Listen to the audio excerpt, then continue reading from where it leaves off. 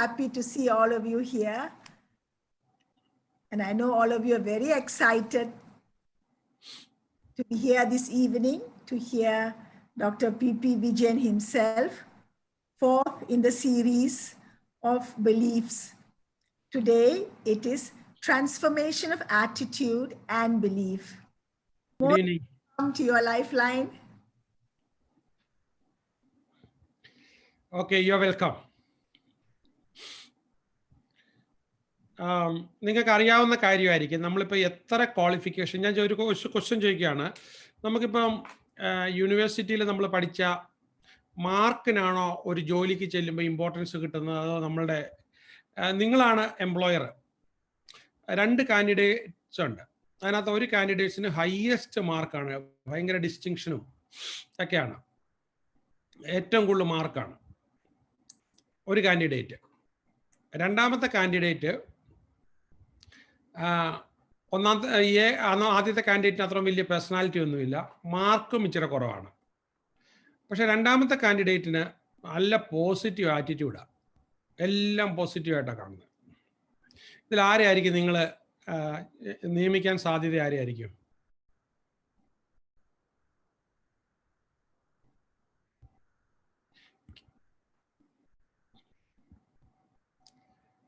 Answer ചെയ്യാം, എനിക്ക് കേൾക്കാൻ പറഞ്ഞോളൂ.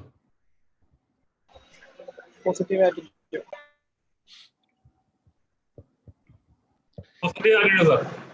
ഒരു ടെക്നിക്കൽ ജോബ് ആണെങ്കിൽ ഏറ്റവും കൂടുതൽ മാർക്ക് ആരാണോ അവരെ നമ്മൾ നോക്കും. അഡ്മിനിസ്ട്രേഷൻ ജോബ് ആണെങ്കിൽ പോസിറ്റീവ് ആറ്റിറ്റ്യൂഡ്, സെയിൽസ് ആണെങ്കിലും പോസിറ്റീവ് ആറ്റിറ്റ്യൂഡ്. ഉറപ്പായിട്ടും പോസിറ്റീവ്. ഈ പിന്നെ ഏറ്റവും കൂടുതൽ മെറിറ്റ് ഉള്ള ആള് എപ്പോഴും എംപ്ലോയറെ കുറ്റം പറയുകയും എല്ലാം എന്താണ് സിനിക്കൽ, ശരിയാകൂല എന്ന വിശ്വാസത്തിലാണ് അയാൾ കാണുന്നത് എന്നിരിക്കട്ടെ. ഇനി രണ്ടാമത്തെ ഞാനൊരു ചോദ്യം ചോദിക്കാം. കല്യാണം കഴിക്കാനായിട്ട് രണ്ട് പെൺകുട്ടികളെ പോയി കണ്ടു. ഒരു പെൺകുട്ടി അതീവ സുന്ദരിയും അതോടൊപ്പം തന്നെ ഹൈലി മെറിറ്റോറിയസും ആണ്, റാങ്ക് ഹോൾഡറാണ്. രണ്ടാമത്തെ പെൺകുട്ടി അത്രയും തന്നെ സൗന്ദര്യമില്ല, വലിയ മോശമില്ല, പഠിത്തം ഈ പറഞ്ഞ പോലെ പഠിച്ചിട്ടുണ്ട്, പക്ഷെ റാങ്ക് ഒന്നുമില്ല. ഓക്കെ. പക്ഷേ ഈ രണ്ടാമത്തെ ആളിൻ്റെ പ്രത്യേകത എന്ന് പറഞ്ഞാൽ വളരെ അതീവ വിനയം. രണ്ടാമത്തെ അയാളുടെ ക്വാളിറ്റി എന്ന് പറഞ്ഞാൽ എല്ലാം പോസിറ്റീവായിട്ടായിരിക്കും എടുക്കുന്നത്, എവറിതിങ് പോസിറ്റീവ്, വളരെ പോസിറ്റീവാണ്. ഇതിൽ ആരെയായിരിക്കും സെലക്ട് ചെയ്യാൻ കൂടുതൽ ചാൻസ്? രണ്ടാമത്തെ ആളായിരിക്കും. രണ്ടാമത്തെ ആള്. രണ്ടാമത്തെ ആളെ.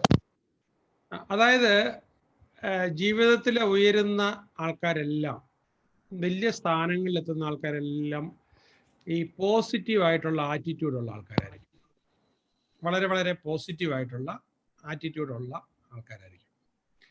അപ്പോൾ അവിടെ നമുക്കൊരു ആപത്ത് വന്നാലും ആപത്ത് മുന്നിൽ, അപ്പോൾ നമ്മൾ വയ്ക്കുന്ന ഇതിനകത്ത് എന്തോ നമുക്കൊരു നന്മ കിടപ്പുണ്ടല്ലോ, എന്തോ ഒരു നന്മ കിടപ്പുണ്ടല്ലോ, there is an opportunity, there is an opportunity. അപ്പോൾ അത് പറയുന്ന ആളാണ് ജീവിതത്തിൽ എല്ലാ സ്ഥലത്തും വിജയിക്കുന്നത്. ഇനി ഞാൻ നിങ്ങളെക്കുറിച്ച് ചോദിക്കാം, നിങ്ങൾ എത്രമാത്രം പോസിറ്റീവാണ്?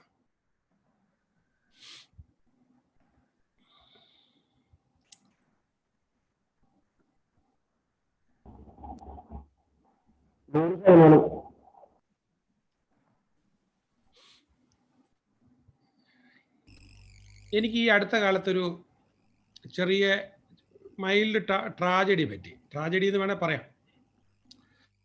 കഴിഞ്ഞ 22 വർഷമായിട്ട് എനിക്ക് കൃത്യമായി ഭയങ്കര ലോയൽറ്റിയോട് കൂടി എനിക്ക് സേവനം തന്നുകൊണ്ടിരുന്ന ഒരു ലേഡി, കഴിഞ്ഞ 22 വർഷമാണ് കുടുംബം ജീവിച്ചുകൊണ്ടിരുന്നത്. നമ്മൾ കൊടുക്കുന്ന വരുമാനമാണ് നല്ല അവരിപ്പോൾ അത് കേട്ടാലും കുഴപ്പമില്ല, അതില്ല ഞാൻ പറയുന്നത്. പക്ഷെ അവർ കഴിഞ്ഞ മാസങ്ങളായിട്ട് ഞാൻ അവരോട് പറഞ്ഞു, കോവിഡ് വന്നു, നമുക്ക് വീട്ടിൽ ഇരുന്ന് ജോലി ചെയ്യാനേ പറ്റുള്ളൂ, നമുക്ക് പിന്നെ കാലം ഒരുപാട് മാറിപ്പോയി, ഇനിയുള്ള സേവനങ്ങളെല്ലാം നമുക്ക് ഇൻ്റർനെറ്റിലൂടെ കൊടുക്കാൻ പറ്റുള്ളൂ. അപ്പോൾ ഫേസ്ബുക്ക് മുതലായ 7 ഫോറംസ് നമ്മൾ പഠിക്കണം, എല്ലാ സർവീസും അതുപോലെ സൂമിലൂടെ ആയിരിക്കണം, നേരിൽ ആരെയും കാണുന്ന ഇനി ഫ്യൂച്ചറിൽ അങ്ങോട്ട് കോവിഡ് മാറിയാലും വരത്തില്ല. അപ്പം അതുകൊണ്ട് നിങ്ങൾ നല്ലതുപോലെ ഇൻ്റർനെറ്റ് പഠിക്കണം. ഇന്റർനെറ്റ് നല്ല ഫ്ലുവൻ്റ് ആകണം. അപ്പോൾ എന്നിട്ട് ഞാൻ പല പ്രാവശ്യവും ഇതിനകത്ത് വരുമ്പോൾ എനിക്കൊരു പ്രത്യേകതയുണ്ട്. ഒരാളിനെ എനിക്കിങ്ങനെ ഒരൊറ്റ നോട്ടം നോക്കിയാൽ എനിക്ക് ഏതാണ്ട് അയാൾ ചിന്തിക്കുന്ന മനസ്സിലാക്കാൻ പറ്റും. അപ്പം ഞാനിങ്ങനെ ക്ലാസ് എടുത്തുകൊണ്ടിരിക്കുന്ന ഇതൊക്കെ ഞാൻ നോക്കിയപ്പം ഈവൻ അവര് പിന്നെ ഇതുപോലെ സൂമിനകത്ത് ഈവൻ സ്ക്രീനിൽ പോലും അല്ല നോക്കുന്നത്.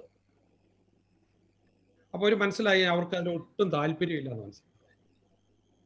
അപ്പോൾ ഞാനിങ്ങനെ ഒരു ദിവസം നിർബന്ധിച്ചു, പല പ്രാവശ്യമായിട്ട് ഇത് പറയുന്നു, നമ്മൾ കാലം മാറിപ്പോയി, ഇനി ഒന്നും രക്ഷയില്ല, ഇനി നമ്മുടെ മുന്നോട്ട് ആൾക്കാർ ഇങ്ങോട്ട് വരാൻ സാധ്യത വളരെ കുറവാണ്, അപ്പം അതുകൊണ്ട് നിങ്ങളിത് പഠിച്ചു. അപ്പോൾ അവർ പറഞ്ഞത് സാറേ എനിക്ക് 19 വയസ്സായി സാറേ, ഈ ലൈഫ് ഇനി ഇങ്ങനെ അങ്ങ് തീരട്ടെ സാറേ, ഇനി പുതിയത് പഠിക്കാൻ വയ്യ സാറേ, സാറേ വയ്യാത്ത, സാറിന് അറിയാലോ എൻ്റെ അവസ്ഥയൊക്കെ, വയ്യാത്തതുകൊണ്ടാ സാറേ. അപ്പോൾ ഞാൻ കുറച്ച് ഫ്യൂ മന്ത്സ് ആയിട്ട് അവരെ വിളിക്കത്തില്ല, എന്തെങ്കിലും ഇൻസ്ട്രക്ഷൻസ് കൊടുക്കാനുണ്ടെങ്കിൽ വിളിക്കത്തില്ല. ഞാൻ എന്തെങ്കിലും ഉണ്ടെങ്കിൽ വാട്സപ്പിൽ പറഞ്ഞിട്ടേക്കത്തേ ഉള്ളൂ. And she suppose to do, കറക്റ്റായിട്ട് ചെയ്യുകയും ചെയ്യും. എക്സെപ്റ്റ് ഈ പറഞ്ഞ കമ്പ്യൂട്ടറിൽ കൂടെ ഉള്ള സാധനം ഒന്നും ചെയ്യത്തില്ല. അപ്പോൾ പിന്നെ അപ്പോൾ ഞാൻ എന്താ വിളിക്കാത്തതെന്നുള്ളവർക്കൊരു വലിയ ക്വസ്റ്റ്യനായി. അപ്പം ഞാൻ പറഞ്ഞു, ഞാൻ എപ്പോഴും വിളിക്കുമ്പം അവർ നെഗറ്റീവാണ്. ഞാൻ എന്താ സാറേ നെഗറ്റീവ് പറഞ്ഞേ? സാർ എന്നെ കൊണ്ട് പറ്റത്തില്ല, എനിക്ക് കമ്പ്യൂട്ടറിലുള്ളതൊന്നും എനിക്ക് പഠിക്കാൻ പറ്റത്തില്ല, എന്നെ കൊണ്ട് നടക്കത്തില്ല സാർ. അപ്പം ഒരുവിധം മോശമല്ലാത്ത നല്ല സാലറി കൊടുക്കുന്നുണ്ട്. അപ്പോൾ അവരുടെ ഈ പ്രായത്തിൽ ഇവിടുന്ന് വേറൊരു സ്ഥലത്ത് പോയി കഴിഞ്ഞാൽ ഇതിൻ്റെ പകുതി സാലറി കൂടുതൽ കിട്ടൂല. അപ്പോൾ അങ്ങനെ ചോദിച്ചപ്പോൾ ഇവരെന്ത് ചെയ്യുന്നറിയാം, ഒരു റെസിഗ്നേഷൻ ലെറ്റർ കൊടുത്തു. സാറ് ഞാൻ നെഗറ്റീവാണെന്ന് പറയുന്നു. അപ്പോൾ സാർ എന്നെ അങ്ങ് പറഞ്ഞു വിട്ടോട്ടെ, ഞാൻ വരുന്നില്ല. റെസിഗ്നേഷൻ ലെറ്റർ കൊടുത്തു. നിങ്ങളിത് അപ്പം ഞാൻ പിന്നെ ഇത് കഴിഞ്ഞിട്ട് ഞാൻ പറഞ്ഞ റെസിഗ്നേഷൻ ലെറ്റർ ആക്സെപ്റ്റ് ചെയ്തേരെ, അവരെന്തായാലും ഇത്രയും കാലം ജോലി ചെയ്തുകൊണ്ട് ഗ്രാറ്റുവിറ്റിയൊക്കെ കൊടുക്കണം. അപ്പോൾ ഞാൻ അവരോട് പറഞ്ഞു, നിങ്ങൾ ഇനി ജീവിക്കാൻ പോകുന്ന 50 വയസ്സെന്ന് പറഞ്ഞാൽ എന്നെ സംബന്ധിച്ച് ചിന്തിക്കും വളരെ ചെറുപ്പമാണ്, കാരണം ഇപ്പോൾ 10-40 വർഷം ഇനിയും ജീവിക്കണം, ലോഞ്ചിവിറ്റി കൂടി. ഞാൻ നിങ്ങളുടെ അടുത്തൊരു കാര്യം പറയാം, ഇപ്പം നമ്മുടെ ഈ ഒരു കോവിഡ് സമയം കഴിഞ്ഞാൽ നമുക്ക് പുതിയത് വരാൻ പോകുന്ന, അപ്പോൾ ഞാൻ സയൻസുമായിട്ട് എപ്പോഴും കണക്ട് ചെയ്തപ്പോൾ അറിയാം, ഇൻഡിപെൻഡൻസ് കിട്ടുന്നതിന് മുമ്പ് നമുക്കുണ്ടായിരുന്ന ലോഞ്ചിവിറ്റി 39 വയസ്സായിരുന്നു. കഴിഞ്ഞ വർഷം നമുക്കുണ്ടായിരുന്ന ലോഞ്ചിവിറ്റി 72 വയസ്സാണ് ആവറേജ് മരിക്കുന്ന ആൾക്കാർ. അതിനകത്ത് 30 വയസ്സിലും 40 വയസ്സിലും 50 വയസ്സിലും മരിക്കുന്നവരെല്ലാം ഉൾപ്പെടെയാണ്. പക്ഷേ നമ്മുടെ കേരളത്തിലെ ഒരു ആവറേജ് മനുഷ്യൻ 50 വയസ്സിനകത്ത് മരിച്ചില്ലെങ്കിൽ പിന്നെ അയാൾ മരിക്കുന്നത് 85 വയസ്സ് പ്ലസ്സിലാണ്. നിങ്ങൾ മാതൃഭൂമിയുടെ മനോരമയുടെ ഒക്കെ ചരമക്കോളം നോക്കിയാൽ മതി, മിക്കവാറും മരണം 85+ ആണ്. ഇതായിരുന്നു നമ്മുടെ ഇതുവരെയുള്ള സ്റ്റേജ്. മെഡിക്കൽ സയൻസ് ഈ കോവിഡുമായിട്ട് ബന്ധപ്പെട്ട് ഭയങ്കരമായിട്ട് അഡ്വാൻസ് ചെയ്തു. അപ്പോൾ മില്യൺസ് ആൻഡ് ബില്യൺസ് അതിന് വേണ്ടി റിസർച്ചിന് മുടക്കി. ഇപ്പം നമുക്ക് വന്നിരിക്കുന്നത് ഈ കോവിഡ് കഴിഞ്ഞ് അടുത്ത 2025 അടുപ്പിച്ച് വരുമ്പോഴത്തേക്കും നമ്മുടെ ഈ മിക്കവാറും മനുഷ്യരെല്ലാം സെഞ്ചൂറിയൻ കടക്കും. എന്താണ് സെഞ്ചൂറിയൻ എന്ന് പറഞ്ഞാൽ? പറയാൻ പറ്റുന്നില്ല. ഇതിൽ 100 വയസ്സിന് മീതെ ജീവിക്കും. നിങ്ങൾ വിശ്വസിച്ചോ, നിങ്ങൾ ഒരുപാട് പേര് സെഞ്ചൂറിയനായിട്ടേ മരിക്കത്തുള്ളൂ. അതിന്റെ അർത്ഥം എന്ന് പറഞ്ഞാൽ 56 വയസ്സിൽ കേരള ഗവൺമെന്റിൽ നിന്ന് റിട്ടയർ ചെയ്യുന്ന ആൾക്കാരും 60 വയസ്സിൽ സെൻട്രൽ ഗവൺമെന്റിൽ നിന്ന് റിട്ടയർ ചെയ്യുന്ന ആൾക്കാരും പിന്നെ 40 വർഷം എന്താണ് ഒന്നുമില്ലാതെ ജീവിക്കണം. ഓക്കെ, അപ്പോൾ ഈ ശരിക്കും പറഞ്ഞാൽ നമ്മളുടെ അവസ്ഥ എന്താവും? നമ്മൾ ഇങ്ങനെയുള്ള പുതിയ കാര്യങ്ങൾ പഠിച്ചില്ലെങ്കിൽ, അപ്പോൾ ഇവരെ സംബന്ധിച്ചിടത്തോളം ഇവർ പോയി കഴിഞ്ഞാൽ എനിക്കറിയാം പിന്നെ 50 വർഷം കൂടെ ഇവർ ജീവിക്കണം. ഇതാണ് ഇനി അടുത്ത വരാൻ പോകുന്ന കാലഘട്ടം. അതുകൊണ്ട് ഞാൻ മാക്സിമം ഞാൻ ഒന്നും എന്നെ നെഗറ്റീവ് ആക്കണ്ട, ഞാൻ തളരണ്ടെന്ന് വെച്ച് ഞാൻ സംസാരിക്കാനേ പോയില്ല. Finally she wanted to go home. എന്താ സംഭവം എന്താണ്? വേറെ ഒന്നും കൊണ്ടുമല്ല, എനിക്ക് IT പഠിക്കാൻ ഇഷ്ടമില്ല, പഠിക്കില്ല. ഇത് പോസിറ്റീവ് ആണോ നെഗറ്റീവ് ആണോ? നെഗറ്റീവ് ആണ്. ഈ ഞാൻ നെഗറ്റീവ് എന്ന് പറഞ്ഞുകൊണ്ടിരുന്നത് എന്താ നെഗറ്റീവ് എന്ന് പറഞ്ഞുകൊണ്ടിരുന്നത്? ഒരു കാലഘട്ടത്തിന് അനുസരണമായി ശമ്പളം കൊടുക്കുന്ന ആള് പറയുന്ന അവർ ചെയ്യാൻ, കാലഘട്ടത്തിന് അനുസരണമായി അപ്ഡേറ്റ് ചെയ്യാൻ പറഞ്ഞിട്ട് അവർ അപ്ഡേറ്റ് ചെയ്യൂല. നിങ്ങൾക്ക് സ്റ്റേറ്റ് ബാങ്ക് ഓഫ് ഇന്ത്യയുടെ കഥ അറിയാം. സ്റ്റേറ്റ് ബാങ്ക് ഓഫ് ഇന്ത്യ ഒരു 16 വർഷം മുമ്പ് സ്റ്റേറ്റ് ബാങ്ക് ഓഫ്, അപ്പോൾ ഈ ചന്ദ്രബാബു നായിഡു ആന്ധ്രാപ്രദേശിലിരുന്ന് മുഴുവൻ ഗവൺമെൻറ് പെൻഷൻ അക്കൗണ്ട്, വെൽഫെയർ സ്കീമിൻ്റെ ഇതിൻ്റെ മുഴുവൻ അക്കൗണ്ട്സ് ICICക്ക് കൊടുത്തു. ICICക്ക് കൊടുത്തപ്പോഴത്തേക്കും സ്റ്റേറ്റ് ബാങ്ക് ഓഫ് ഇന്ത്യയുടെ ചെയർമാൻ നേരെ ഡൽഹിയിൽ നിന്ന് ചന്ദ്രബാബു നായിഡുവിൻ്റെ അപ്പോയിൻമെൻ്റ് എടുത്ത് ചന്ദ്രബാബു നായിഡുവിനെ കാണാനായിട്ട് ചെന്നു. എന്നിട്ട് അദ്ദേഹത്തോട് പറഞ്ഞു, സാർ ഞങ്ങൾ പിന്നെ രാജ്യത്തിൻ്റെ ബാങ്കല്ലേ, ഗവൺമെൻറ്റിൻ്റെ ബാങ്കല്ലേ, ഞങ്ങൾക്കൊരവസരം തരാതെ സാർ ICICക്ക് കൊടുത്തല്ലോ, നമുക്കത്. അപ്പം പിന്നെ ചന്ദ്രബാബു നായിഡു പറഞ്ഞു, എനിക്കങ്ങനെ ICICയോട് പ്രത്യേക പ്രതിബദ്ധതയൊന്നുമില്ല, ICIC എൻ്റെ ആരുമല്ല, പക്ഷെ ICIC വരുന്ന അതേ സർവീസ് നിങ്ങൾക്ക് തരാൻ പറ്റുമോ? എന്നാൽ ഞാനൊരു കാര്യം ചെയ്യാം, നിങ്ങൾക്ക് തിരിച്ചു തരാം, എത്ര ദിവസം വേണം നിങ്ങൾക്ക് ICICയുടെ അതേ ഇത് തരാനായിട്ട്. അപ്പം SBIയുടെ ചെയർമാൻ പറഞ്ഞു, സാർ 3 മാസം കൊണ്ട് ICIC തരുന്ന കഴിഞ്ഞ് ബെറ്റർ സർവീസ് ഞങ്ങൾ തന്നിരിക്കും. ഇതേതാണ് പറയുന്നത്? 2004 നടന്നൊരു സംഭവമാണ്, ഒരു 10-16 വർഷം മുമ്പ്. അപ്പം ചന്ദ്രബാബു നായിഡു പറഞ്ഞു, ശരി, നിങ്ങൾ 90 ദിവസത്തിനകത്ത് ICICയുടെ അതേ ഇതിൽ തരുവാണെങ്കിൽ നിങ്ങൾക്ക് തീർച്ചയായിട്ടും അക്കൗണ്ട് തിരിച്ചു തരാം. കാരണം പിന്നെ ആന്ധ്രാപ്രദേശിൻ്റെ ഗവൺമെൻറ് പോയി കഴിഞ്ഞാൽ പിന്നെ എല്ലാവരും SBI അങ്ങ് മാറും, SBI പൊളിഞ്ഞതിന് തുല്യമാണ്. അപ്പോൾ എന്തായാലും അവർ രാജ്യമൊട്ടാകെയുള്ള ഇത് മൊത്തം മാറ്റി എന്ന് പറഞ്ഞാൽ മുഴുവൻ ഉദ്യോഗസ്ഥർക്കും കമ്പ്യൂട്ടറിൽ തൊടത്തില്ല എന്ന് പറഞ്ഞിരുന്ന ഉദ്യോഗസ്ഥന്മാർ മുഴുവനും രാത്രിയും പകലും വെളുപ്പിനും എല്ലാം ഇരുന്ന് കമ്പ്യൂട്ടർ പഠിച്ചു. കമ്പ്യൂട്ടർ പഠിക്കാത്ത ആൾക്കാരെ പിരിച്ചു വിടുകയും കമ്പ്യൂട്ടർ പഠിച്ച ആൾക്കാർക്ക് 4-5 ഇൻക്രിമെൻ്റ് കൊടുത്ത് കുറച്ച് സീനിയർ ആൾക്കാരെ ഓഫീസറായിട്ടുള്ള ആൾക്കാരെ അടുത്ത ഗ്രേഡ് ഓഫീസറാക്കി. Finally what was happened? State Bank of India ഒരു 2006, 2007, 2008 ഒക്കെ കഴിഞ്ഞപ്പോഴത്തേക്കും സ്റ്റേറ്റ് ബാങ്ക് ഓഫ് ഇന്ത്യയിൽ നമ്മൾ നടന്ന് കയറുവാണെങ്കിൽ നമുക്കൊരു ലോണിനാ വന്നെങ്കിൽ അവർ പറയും വീട്ടിൽ കൊണ്ട് തരാമെന്ന് പറയും. ചുമ്മാ ഒരു നമ്മളൊരു പിന്നെ നമ്പർ അതിനകത്ത് എഴുതിയിട്ട് കഴിഞ്ഞാൽ ഇവരതിൻ്റെ പുറകെ വന്ന് നമുക്ക് ലോൺ തരുന്നൊരു കൾച്ചറിലേക്ക് സ്റ്റേറ്റ് ബാങ്ക് ഓഫ് ഇന്ത്യ മാറി. അങ്ങനെ ഇതിൽ കൊടുത്തിരുന്ന സംഭവം അവർ തിരിച്ചു പിടിച്ചു.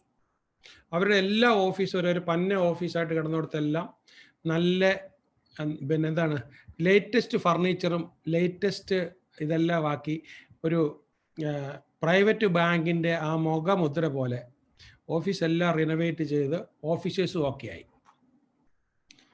അത് കഴിഞ്ഞ് സ്റ്റേറ്റ് ബാങ്ക് ഓഫ് ഇന്ത്യ ഇങ്ങനെ പോയിക്കൊണ്ടിരുന്നപ്പോൾ അടുത്ത കാലത്ത് SBT ആൻഡ് SBI ലയിച്ചു, ഒന്നായി കഴിഞ്ഞപ്പോഴത്തേക്ക് ഇപ്പോഴത്തെ ഗതികേടെന്ന് പറഞ്ഞാൽ SBT SBI ആയെടുത്ത് നമ്മൾ ചെന്നാൽ നമുക്ക് ഭയങ്കര ബുദ്ധിമുട്ടാണ്.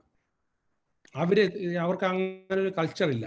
അപ്പോൾ ബോർഡ് മാത്രമേ മാറിയിട്ടുള്ളൂ, IT സെറ്റപ്പ് മാത്രമേ മാറിയിട്ടുള്ളൂ. അവർ സ്റ്റിൽ എന്താണ് SBT ആണ്. ഇപ്പൊ കസ്റ്റമേഴ്സ് ഒരുപാട് പേര് സ്ട്രഗിൾ ചെയ്തുകൊണ്ടിരിക്കുക. കാരണം എന്താണ് സ്റ്റേറ്റ് ബാങ്ക് ഓഫ് ഇന്ത്യയുടെ ഒരു സ്റ്റാൻഡേർഡ് അവർക്ക് കീപ്പ് ചെയ്യാനായിട്ട് ഒരു സ്റ്റാൻഡേർഡ് അവർക്ക് കീപ്പ് ചെയ്യാനായിട്ട് പറ്റുന്നില്ല. ഇതെന്താണ്? Is it an attitudinal change or a physical change? നിങ്ങൾക്ക് എന്താ മനസ്സിലാകുന്നത്? What do you think? Attitude രണ്ടും വരുന്നുണ്ട്. both changes. Attitude ചേഞ്ചിലൂടെ physical change. അപ്പൊ ഇനി ഞാനത് ഇടയ്ക്ക് സൗണ്ട് വരാതെ ഞാൻ ഇതാക്കാൻ പോവാണ്. ഓക്കെ, മ്യൂട്ടിങ്ങിന്റെ പ്രശ്നം വരുന്നതുകൊണ്ട് ഞാൻ എല്ലാവരെയും മ്യൂട്ട് ചെയ്യുകയാണ്. ഇടയ്ക്കില്ല സൗണ്ട് വരും. ഓക്കെ, അപ്പോൾ നമ്മുടെ പാർട്ടിസിപ്പൻസ് ഇറിറ്റേറ്റഡ് ആകും. അപ്പോൾ ഇത് ഞാൻ പറഞ്ഞത് നമ്മുടെ സ്ഥാപനത്തിനകത്ത് വന്നതും അവർ they are not willing to change. അപ്പോൾ ഇവിടെ നമുക്ക് കാണിക്കുന്നത് ഇപ്പോൾ ഇനി അതുകൊണ്ട് ഞാൻ ചോദിക്കുന്നത്, നിങ്ങളിപ്പോൾ എന്നെ കേട്ടോണ്ടിരിക്കുകയാണ്, 300-ലധികം ആൾക്കാർ എന്നെ കേട്ടോണ്ടിരിക്കുക. നമുക്ക് ഈ കാലഘട്ടത്തിൽ ഏറ്റവും വേണ്ട അത്യാവശ്യം എന്താണ്? ഒരു ചേഞ്ച് ഓഫ് ആറ്റിറ്റ്യൂഡ്. ഇത് നമ്മൾ എവിടുന്ന് പഠിക്കും?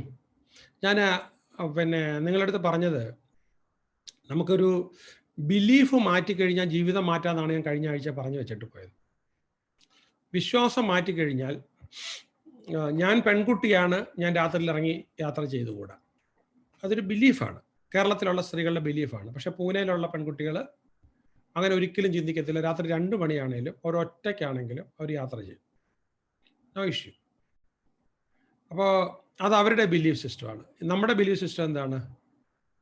സ്ത്രീ ആയി കഴിഞ്ഞാൽ, സന്ധ്യ ആയി കഴിഞ്ഞാൽ പുറത്തിറങ്ങിക്കൂടാ.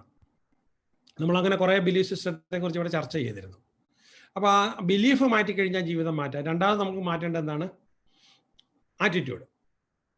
ആറ്റിറ്റ്യൂഡിനകത്ത് ഇത് നിങ്ങൾ കേട്ടിട്ടുണ്ടായിരിക്കും, ആറ്റിറ്റ്യൂഡ് ഡിസൈഡ് ദി ഓൾട്ടിറ്റ്യൂഡ്. നമ്മൾ എത്രമാത്രം ജീവിതത്തിൽ ഉയരണം എന്ന് ഡിസൈഡ് ചെയ്യുന്നത് ആറ്റിറ്റ്യൂഡാണ്.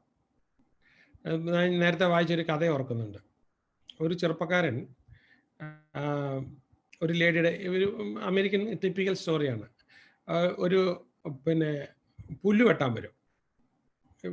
ഈ അവിടെ നിർബന്ധമാണ്, പുല്ല് വെട്ടിയില്ലെങ്കിൽ, നമ്മുടെ ഈ വീടിൻ്റെ ചുറ്റുവട്ടത്തുള്ള ഈ പുല്ല് നമ്മൾ ട്രിം ചെയ്ത് നിർത്തിയില്ലെങ്കിൽ നമുക്ക് അവിടുത്തെ കോർപ്പറേഷൻ വന്ന്, സിറ്റി വന്നിട്ട് ഫൈൻ അടിക്കും. അപ്പോൾ പുല്ല് വെട്ടണം. അപ്പോൾ ഒരു ചെറുപ്പക്കാരൻ വന്ന് ഇങ്ങനെ പുല്ല് വെട്ടിയിട്ട് പോകും, കൃത്യമായിട്ട് പുല്ല് വെട്ടിയിട്ട് പോകും. അപ്പോൾ പുല്ല് വെട്ടിയിട്ട് അങ്ങനെ ഇരിക്കുമ്പോൾ ഈ സ്ത്രീയെ ഒരാൾ വിളിച്ചിട്ട് ചോദിക്കുകയാണ്, മാഡം ഞാൻ പുല്ല് വെട്ടാനായിട്ട് വരാൻ ആഗ്രഹമുണ്ട്, അപ്പം ഞാൻ സ്ഥിരമായിട്ട് വന്ന് പുല്ല് വെട്ടിക്കോട്ടെ. അപ്പോൾ അവർ പറഞ്ഞു, വേണ്ട, എനിക്ക് പുല്ല് വെട്ടാൻ ആളുണ്ട്. അപ്പം അവിടെ എത്ര രൂപ മാഡം, എത്രയാണ് ഒരു മാസം പുല്ല് വെട്ടാനായിട്ട് കൊടുക്കുന്നത്? അവർ പറഞ്ഞു $300. വേണ്ട മാഡം, എനിക്ക് $150 തന്നാൽ മതി. അപ്പോൾ ഈ ലേഡി പറഞ്ഞു, എനിക്ക് നന്നായിട്ട് ഇപ്പോൾ വെട്ടുന്നുണ്ട്, അയാൾ മതി. മാഡം, ഞാൻ $150 വെട്ടാം മാഡം. മാഡത്തിന് $150 ലാഭം കിട്ടൂലേ മാസം ഞാൻ വെട്ടുവാണെങ്കിൽ? വേണ്ട, മറ്റേ ആൾ വെട്ടുന്നത് എനിക്കിഷ്ടം. മാഡം, ഞാൻ കുറച്ചുകൂടെ കുറച്ച് തരാം മാഡം, എനിക്ക് $100 തന്നാൽ മതി ഒരു മാസം പുല്ല് വെട്ടുന്നതിന്. അപ്പോൾ അവർ പറഞ്ഞു, നോ. ഇതാരാ വിളിച്ചു ചോദിച്ചത്? ആരാണ്? സ്ഥിരം വന്ന് പുല്ല് വെട്ടിക്കൊണ്ടിരിക്കുന്ന ആളാണ്. കസ്റ്റമർ അത്രമാത്രം ഹാപ്പി ആണെന്നുള്ളത് അയാൾ ചെക്ക് ചെയ്യുന്നതാണ്. How happy. അപ്പോൾ ഈ ഒരു കാര്യം നമ്മുടെ കുടുംബത്തിൽ, how happy is your wife, how happy is your husband, how happy is your children, നിങ്ങൾ എപ്പോഴേലും ചെക്ക് ചെയ്തിട്ടുണ്ടോ? അവർക്ക് വേറെ ചോയ്സ് ഒന്നും ഇല്ലാത്തതുകൊണ്ട് നമ്മളെ സഹിക്കുന്നതാണോ? Are they happy? നമ്മുടെ സ്വഭാവം സ്റ്റാൻഡേർഡ് ആണോ? ഫുൾ സ്റ്റാൻഡേർഡ് ആണോ? അപ്പോൾ അത് നമ്മളാണ് ഡിസൈഡ് ചെയ്യേണ്ടത്, പൂർണ്ണമായിട്ടും നമ്മളാണ് ഡിസൈഡ് ചെയ്യേണ്ടത്. അപ്പോൾ നമ്മൾ നോക്കുമ്പോൾ എന്താണ്, നമ്മുടെ ആറ്റിറ്റ്യൂഡിൽ നമ്മൾ കൂടെ ചെക്ക് ചെയ്തുകൊണ്ടിരിക്കണം ഏറ്റവും ബെസ്റ്റായിട്ട്. പിന്നെ അതുപോലെ ചില ആൾക്കാർ ഭയങ്കര പോസിറ്റീവ് ആറ്റിറ്റ്യൂഡുള്ള ആൾക്കാർക്കും ചിലപ്പോൾ രോഗങ്ങളൊക്കെ വരാം. രോഗങ്ങളൊക്കെ വന്നു കഴിഞ്ഞാൽ പലരും ഹോസ്പിറ്റലിലേക്ക് പോകുമ്പം ആരെ അറിയിക്കത്തില്ല. അവരവിടെ പോയി വായിക്കുമായിരിക്കും, വിശ്രമിക്കുമായിരിക്കും, പുതിയ പ്ലാൻ ഇടുമായിരിക്കും. ഞാൻ ഈ മൈൻഡ് പവറിൽ വളരെ ഇതായിട്ട് മൈൻഡ് പവർ അങ്ങ് അഡ്വാൻസ് ചെയ്യാൻ തുടങ്ങുന്നതിന് മുമ്പ് എനിക്ക് എല്ലാ മാസവും ഞാൻ ഹോസ്പിറ്റലിലാവുമായിരുന്നു. വേറെ പ്രശ്നമൊന്നുമില്ല, എനിക്ക് കോൾഡ് വന്നാൽ അതങ്ങ് ഇൻഫ്ലമേഷനായി, ചെസ്റ്റ് എല്ലാം ഹെവിയായി, പിന്നെ കഫമെല്ലാം വന്ന് കൺജസ്റ്റഡായി, ശ്വാസം കിട്ടാതാവും, പിന്നെ അത് ഇൻഫെക്റ്റഡ് ആവും, പിന്നെ ഫൈനലി അത് നല്ല പനിയൊക്കെ ആകും, എന്നിട്ട് പറ്റും. അപ്പോൾ എനിക്ക് നല്ല ഹെവി മെഡിക്ലെയിം ഉണ്ട്, നേരത്തെ മുതലുണ്ട്, ഇപ്പോഴും 50 lakhs മെഡിക്ലെയിം ഉണ്ട്. അപ്പോൾ എനിക്ക് ഏതെങ്കിലും ഹോസ്പിറ്റലിൽ പോയി കിടന്നാൽ മതി, അവരെല്ലാം ചെയ്തോളൂ, പൈസ കൊടുക്കേണ്ട കാര്യമില്ല. അപ്പോൾ ഞാൻ എന്താ വെച്ചാൽ പണ്ട് വായിച്ചിട്ട്, ഇപ്പോൾ ഈ എൻ്റെ പരിപാടി ഒറ്റയടിക്ക് ഒരു പുസ്തകം വായിച്ചു തീരത്തില്ല. അപ്പോൾ അതിനിടയ്ക്ക് ഇങ്ങനെ ഓരോ കാർഡ് എടുത്ത് വെച്ചേക്കും. കാർഡ് എടുത്ത് വെച്ചേക്കുന്നതിൻ്റെ 10-12 പുസ്തകം കാണും. അപ്പോൾ ഞാൻ എന്താ വെച്ചാൽ എനിക്ക് അന്നൊരു ലെതർ കൊണ്ടുള്ളൊരു ബ്രൗൺ ബാഗ് ഉണ്ട്. ഹോസ്പിറ്റലിൽ പോവുകയാണെങ്കിൽ ഞാൻ ഈ ബ്രൗൺ ബാഗ് എപ്പോഴും എടുത്ത് വണ്ടി വെച്ചേക്കും. അത് ഹോസ്പിറ്റലിൽ പോയി ഞാൻ ഫ്രീ ആയി കഴിഞ്ഞാൽ, അപ്പോൾ എല്ലാ മാസവും ഇൻവേരിയബിളി ഞാൻ ഹോസ്പിറ്റലിൽ അഡ്മിറ്റ് ആവും. ഇത് ഒത്തിരി കാലത്തെ മുമ്പത്തെ കാര്യം പറയുക. എന്നിട്ട് ആരും അറിയില്ല ഞാൻ ഹോസ്പിറ്റലിൽ അഡ്മിറ്റ് ആയെന്നുള്ളത്, വൈഫ് മാത്രമേ അറിയത്തുള്ളൂ. അപ്പോൾ ഞാൻ അവിടെ കിടന്നിട്ട് നല്ല സുഖമായിട്ട് അങ്ങ് വായിക്കും. അപ്പോൾ എനിക്ക് ഇടയ്ക്കിടയ്ക്ക് ഇങ്ങനെ ഒന്ന് കൊതിയാവും, അസുഖം വന്നായിരുന്നെങ്കിൽ ഹോസ്പിറ്റലിൽ പോയി കിടന്ന് വായിക്കാമായിരുന്നല്ലോ എന്ന്. അപ്പോൾ ഞാൻ ഒരിക്കലും വിഷമത്തോടു കൂടിയല്ല ഹോസ്പിറ്റലിൽ പോകുന്നത്. പൈസയും ചിലവില്ല ഒന്ന്. അപ്പോൾ എനിക്കെപ്പോഴും നല്ല ഇൻഡിപെൻഡൻറ്റ് മുറിയൊക്കെ വേണം സൗകര്യമായിട്ട് അവിടെ. എന്നിട്ട് ഞാനിങ്ങനെ കിടന്ന് വായിച്ചുകൊണ്ടിരിക്കും. അപ്പോൾ ഞാൻ വൈഫിൻ്റെ അടുത്ത് പറയും, ഞാനിവിടെ വിശ്രമിക്കുമല്ലേ, യു ഗോ എന്ന് പറഞ്ഞ്. അപ്പോൾ എനിക്ക് അവിടെ അത്യാവശ്യം ഉണ്ടെങ്കിൽ ഞാൻ ഹോസ്പിറ്റലിൽ തന്നെ സഹായിക്കുന്ന ആൾക്കാരുണ്ട്, അവരെയൊക്കെ ഒന്ന് പറഞ്ഞ് വളച്ച് അവിടെ നിർത്തിയേക്ക്, എനിക്ക് എന്ത് സഹായം വേണമെങ്കിലും കിട്ടുന്ന രീതിയിൽ, ഭയങ്കര ഹെൽപ്പ് കിട്ടുന്ന രീതിയിൽ. അപ്പോൾ എന്നിട്ട് ഞാൻ അവിടെ കിടന്ന് വായിച്ചുകൊണ്ടിരിക്കുകയായിരിക്കും. അപ്പോൾ ഇങ്ങനെ ഓരോ പുസ്തകങ്ങൾ ഇങ്ങനെ. അപ്പോൾ എപ്പോഴും എന്നറിയോ, നല്ല വായന നടക്കുന്നതൊക്കെ ഇങ്ങനെ ഹോസ്പിറ്റലിൽ കിടക്കുന്നുണ്ട്. പിന്നെ ഈ മൈൻഡ് മാസ്റ്ററിയിൽ വന്ന് ഞാനിങ്ങനെ റെഗുലറായിട്ട് മെഡിറ്റേഷനൊക്കെ വന്ന് പിന്നെ ഈ ഹോസ്പിറ്റലൈസേഷൻ എന്ന് പറഞ്ഞാൽ ആ ലാസ്റ്റ് ഹോസ്പിറ്റലിൽ കയറിയ കാലം മറന്നുപോയി. ഒരുപാട് ലോങ് ബാക്ക്. 12 വർഷത്തിൽ കൂടുതലായിട്ടുണ്ട്. ഓക്കെ, അപ്പം അങ്ങനെ ഒരു ഇതിലേക്ക് ഞാൻ നിങ്ങൾക്കും അത് അഡ്വൈസ് പറയുകയാണ് കേട്ടോ. റെഗുലറായിട്ട് നിങ്ങൾ വളരെ പോസിറ്റീവായിട്ട് ചിന്തിക്കുകയും പിന്നെ അതേപോലെ തന്നെ നമ്മൾ കറക്റ്റായിട്ട് മെഡിറ്റേറ്റും ചെയ്തുകൊണ്ടിരിക്കുകയാണെങ്കിൽ രോഗം വരത്തില്ല, നമ്മൾ മരിക്കത്തില്ല എന്നൊന്നും ഞാൻ പറയത്തില്ല. പക്ഷേ നമ്മൾ ഈ രോഗത്തിൽ നിന്നുള്ള കഷ്ടതയെല്ലാം അങ്ങ് പെട്ടെന്ന് മാറും, ഹീലാകും. ചെറിയ സംഭവം എല്ലാം വന്നു കഴിഞ്ഞാൽ നമ്മളതൊന്നും നമുക്ക് പിടിക്കത്തില്ല, നമുക്കത് ഏക്കത്തുമില്ല, അതങ്ങനെ അങ്ങ് പോകും. ഞാൻ മൈൻഡ് പവറിൻ്റെ ഒരു ഇത് പറയുകയാണ്, മൈൻഡ് പവറിൻ്റെ ഒരു ഇമ്പാക്റ്റ് പറയുകയാണ്.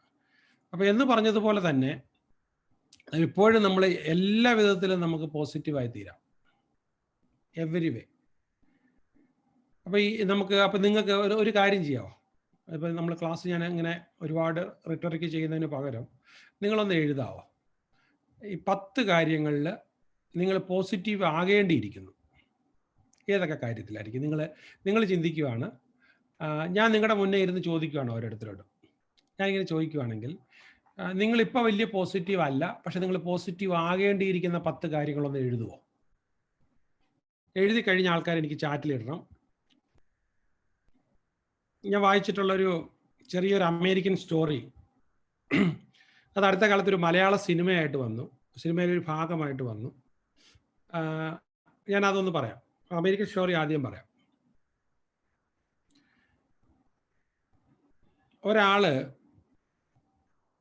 അയാൾ ഒരു കമ്പനിയിലെ സൂപ്പർവൈസറാണ്. സൂപ്പർവൈസർ കംപ്ലീറ്റ് സൂപ്പർവൈസ് ചെയ്ത് ഇങ്ങനെ പോകുമ്പോൾ ഇയാൾ നല്ലൊരു പോസിറ്റീവ് ആറ്റിറ്റ്യൂഡുള്ള ആളാണ്.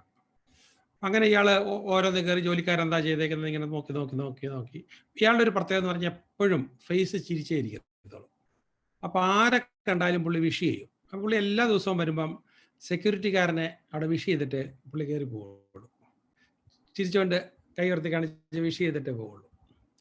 അപ്പോൾ ഇയാൾ അങ്ങനെ പോയി ഇയാൾ ഒരു ദിവസം വൈകുന്നേരം ഇങ്ങനെ, നിങ്ങൾ കണ്ടതാ, മൂവിയിൽ കണ്ടിട്ടുള്ളതായിരിക്കും, മൂവിയുടെ പേര് ഞാൻ ഓർക്കുന്നില്ല, ആ മൂവി അടുത്ത കാലത്ത് ഇറങ്ങിയ മൂവിയാണ്. അങ്ങനെ പോയി ഇയാൾ പിന്നെ അയാളുടെ ഫാക്ടറി ഇങ്ങനെ പരിശോധിച്ച് അപ്പോൾ അവരുടെ ഒരു സ്റ്റോർ റൂമുണ്ട്. ആ സ്റ്റോർ റൂമിനകത്തെന്ന് പറഞ്ഞു കഴിഞ്ഞാൽ അങ്ങ് -49 വെക്കേണ്ടതാണ് സാധനം നിൽക്കാനായിട്ട്.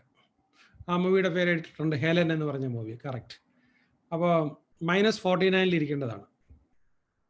അപ്പോൾ ഇയാൾ അതിനകത്ത് കയറിപ്പോയി. അപ്പോൾ ഇത് തുറന്ന് കിടക്കുന്നതുകൊണ്ട് ആരോ ഇതിൻ്റെ വാതിലടച്ചു. ബൈ ദ ടൈം ഇതിൻ്റെ എല്ലാവരും പോയി കഴിഞ്ഞു, സൈറൻ വന്നു, എല്ലാവരും പോയി കഴിഞ്ഞു. ഇയാൾ അകത്തായിപ്പോയി. ഇയാൾക്ക് പുറത്തോട്ടിറക്കാൻ പറ്റുന്നില്ല, ഒരു വിധത്തിൽ പുറത്തേക്ക് എടുക്കാൻ പറ്റുന്നില്ല. പിന്നെ അയാൾക്ക് ഒരു വിധത്തിൽ അങ്ങനെ ഇയാൾ അതിനകത്ത് കുടുങ്ങി കിടന്ന് ദേഹം ഇങ്ങനെ ഫ്രീസ് ചെയ്തുകൊണ്ടിരിക്കുക.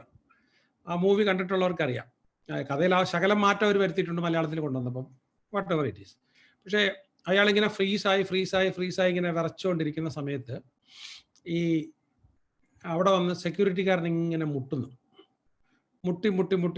ഇയാളത് തുറന്നു നോക്കിയപ്പോഴത്തേക്ക് ഇയാളിങ്ങനെ മരവിച്ചിങ്ങനെ ഇരിക്കുന്ന ഇയാൾ പയ്യെ പിന്നെ വലിച്ച് പുറത്തോട്ട് കൊണ്ടുവന്ന് ഇയാൾക്ക് ഉടനെ തന്നെ ചൂടടിപ്പിക്കുകയൊക്കെ ചെയ്ത് ഇയാളെ ഓക്കെ ആക്കി ഇയാളെ യാത്രയാക്കി. അപ്പോൾ ഈ പടത്തിനകത്തൊരു കേളിനെയാണ് കാണിച്ചേക്കുന്നത്, എന്നാലും കൊണ്ടുള്ള അഭിനയിച്ചേക്കുന്ന രംഗമൊക്കെ വളരെ നന്നായിട്ട് കാണിച്ചേക്കുന്നത്. അപ്പോൾ ഇയാൾ വിറച്ച് നിന്നിരുന്ന വയസ്സായതൊക്കെ ഇരുന്നിട്ട് ഇയാൾ വീട്ടിലോട്ട് പോവുകയാണ്. 1.5 മണിക്കൂർ ഇയാൾ ലേറ്റായി. ദാറ്റ് മീൻസ് 1 മണിക്കൂറിന് മുകളിൽ ഇയാൾ ഇതിനകത്ത് കിടന്നെന്നർത്ഥം. അപ്പോൾ ഇയാൾ ചോദിച്ചു, ഞാൻ അതിനകത്തുണ്ടെന്ന് നിങ്ങൾക്ക് എങ്ങനെ മനസ്സിലായി? അപ്പോൾ ഈ സെക്യൂരിറ്റിക്കാരൻ പറഞ്ഞു, സാർ എല്ലാ ദിവസവും വരുമ്പോൾ എനിക്ക് നല്ലൊരു സ്മൈല് തരും, എന്നെ വിഷ് ചെയ്തിട്ട് സാർ അകത്തോട്ട് പോകും. പക്ഷെ സാർ അതുപോലെ തിരിച്ചു പോകുമ്പോഴും എല്ലാ ദിവസവും എനിക്കൊരു സ്മൈലും തരും, വിഷും ചെയ്യും. പക്ഷെ ഞാനത് വളരെ കുറച്ച് പേരെ അങ്ങനെ എന്നെ ചിരിച്ചുകൊണ്ട് വിഷ് ചെയ്തിട്ട് പോകാറുള്ളൂ. ഞാനൊരു സെക്യൂരിറ്റിക്കാരനല്ലേ. അപ്പോൾ എന്നെ അങ്ങനെ പ്രത്യേകമായിട്ട് സാറിൻ്റെ ചിരി എനിക്ക് എപ്പോഴും ഒരു വലിയ അനുഗ്രഹമാണ്.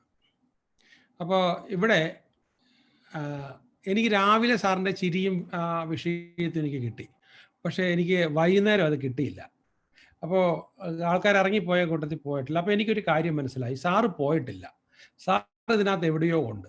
അപ്പോൾ സാറ് പോയിട്ടില്ല, അതെല്ലാവരും പോയതായിട്ട് ലൈറ്റുകൾ ഓഫ് ചെയ്ത് കഴിഞ്ഞപ്പോഴത്തേക്കും ഞാൻ ടോർച്ച് എടുത്തുകൊണ്ട് സാർ എവിടെയോ ഉണ്ടെന്ന് എനിക്ക് മനസ്സിലായി.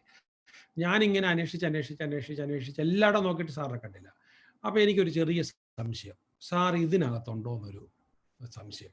അങ്ങനെ ഞാൻ അതിനകത്ത് കയറി നോക്കിയപ്പോഴാണ് ഞാൻ സാറിനെ കാണുന്നത്. എന്താണ് അവിടെ? സെക്യൂരിറ്റിക്കാരനെ നമ്മളത് കൊടുത്തുകൊണ്ട് പോസിറ്റീവ് ആറ്റിറ്റ്യൂഡ്. ആൻഡ് US ഉള്ളൊരു തമിഴ്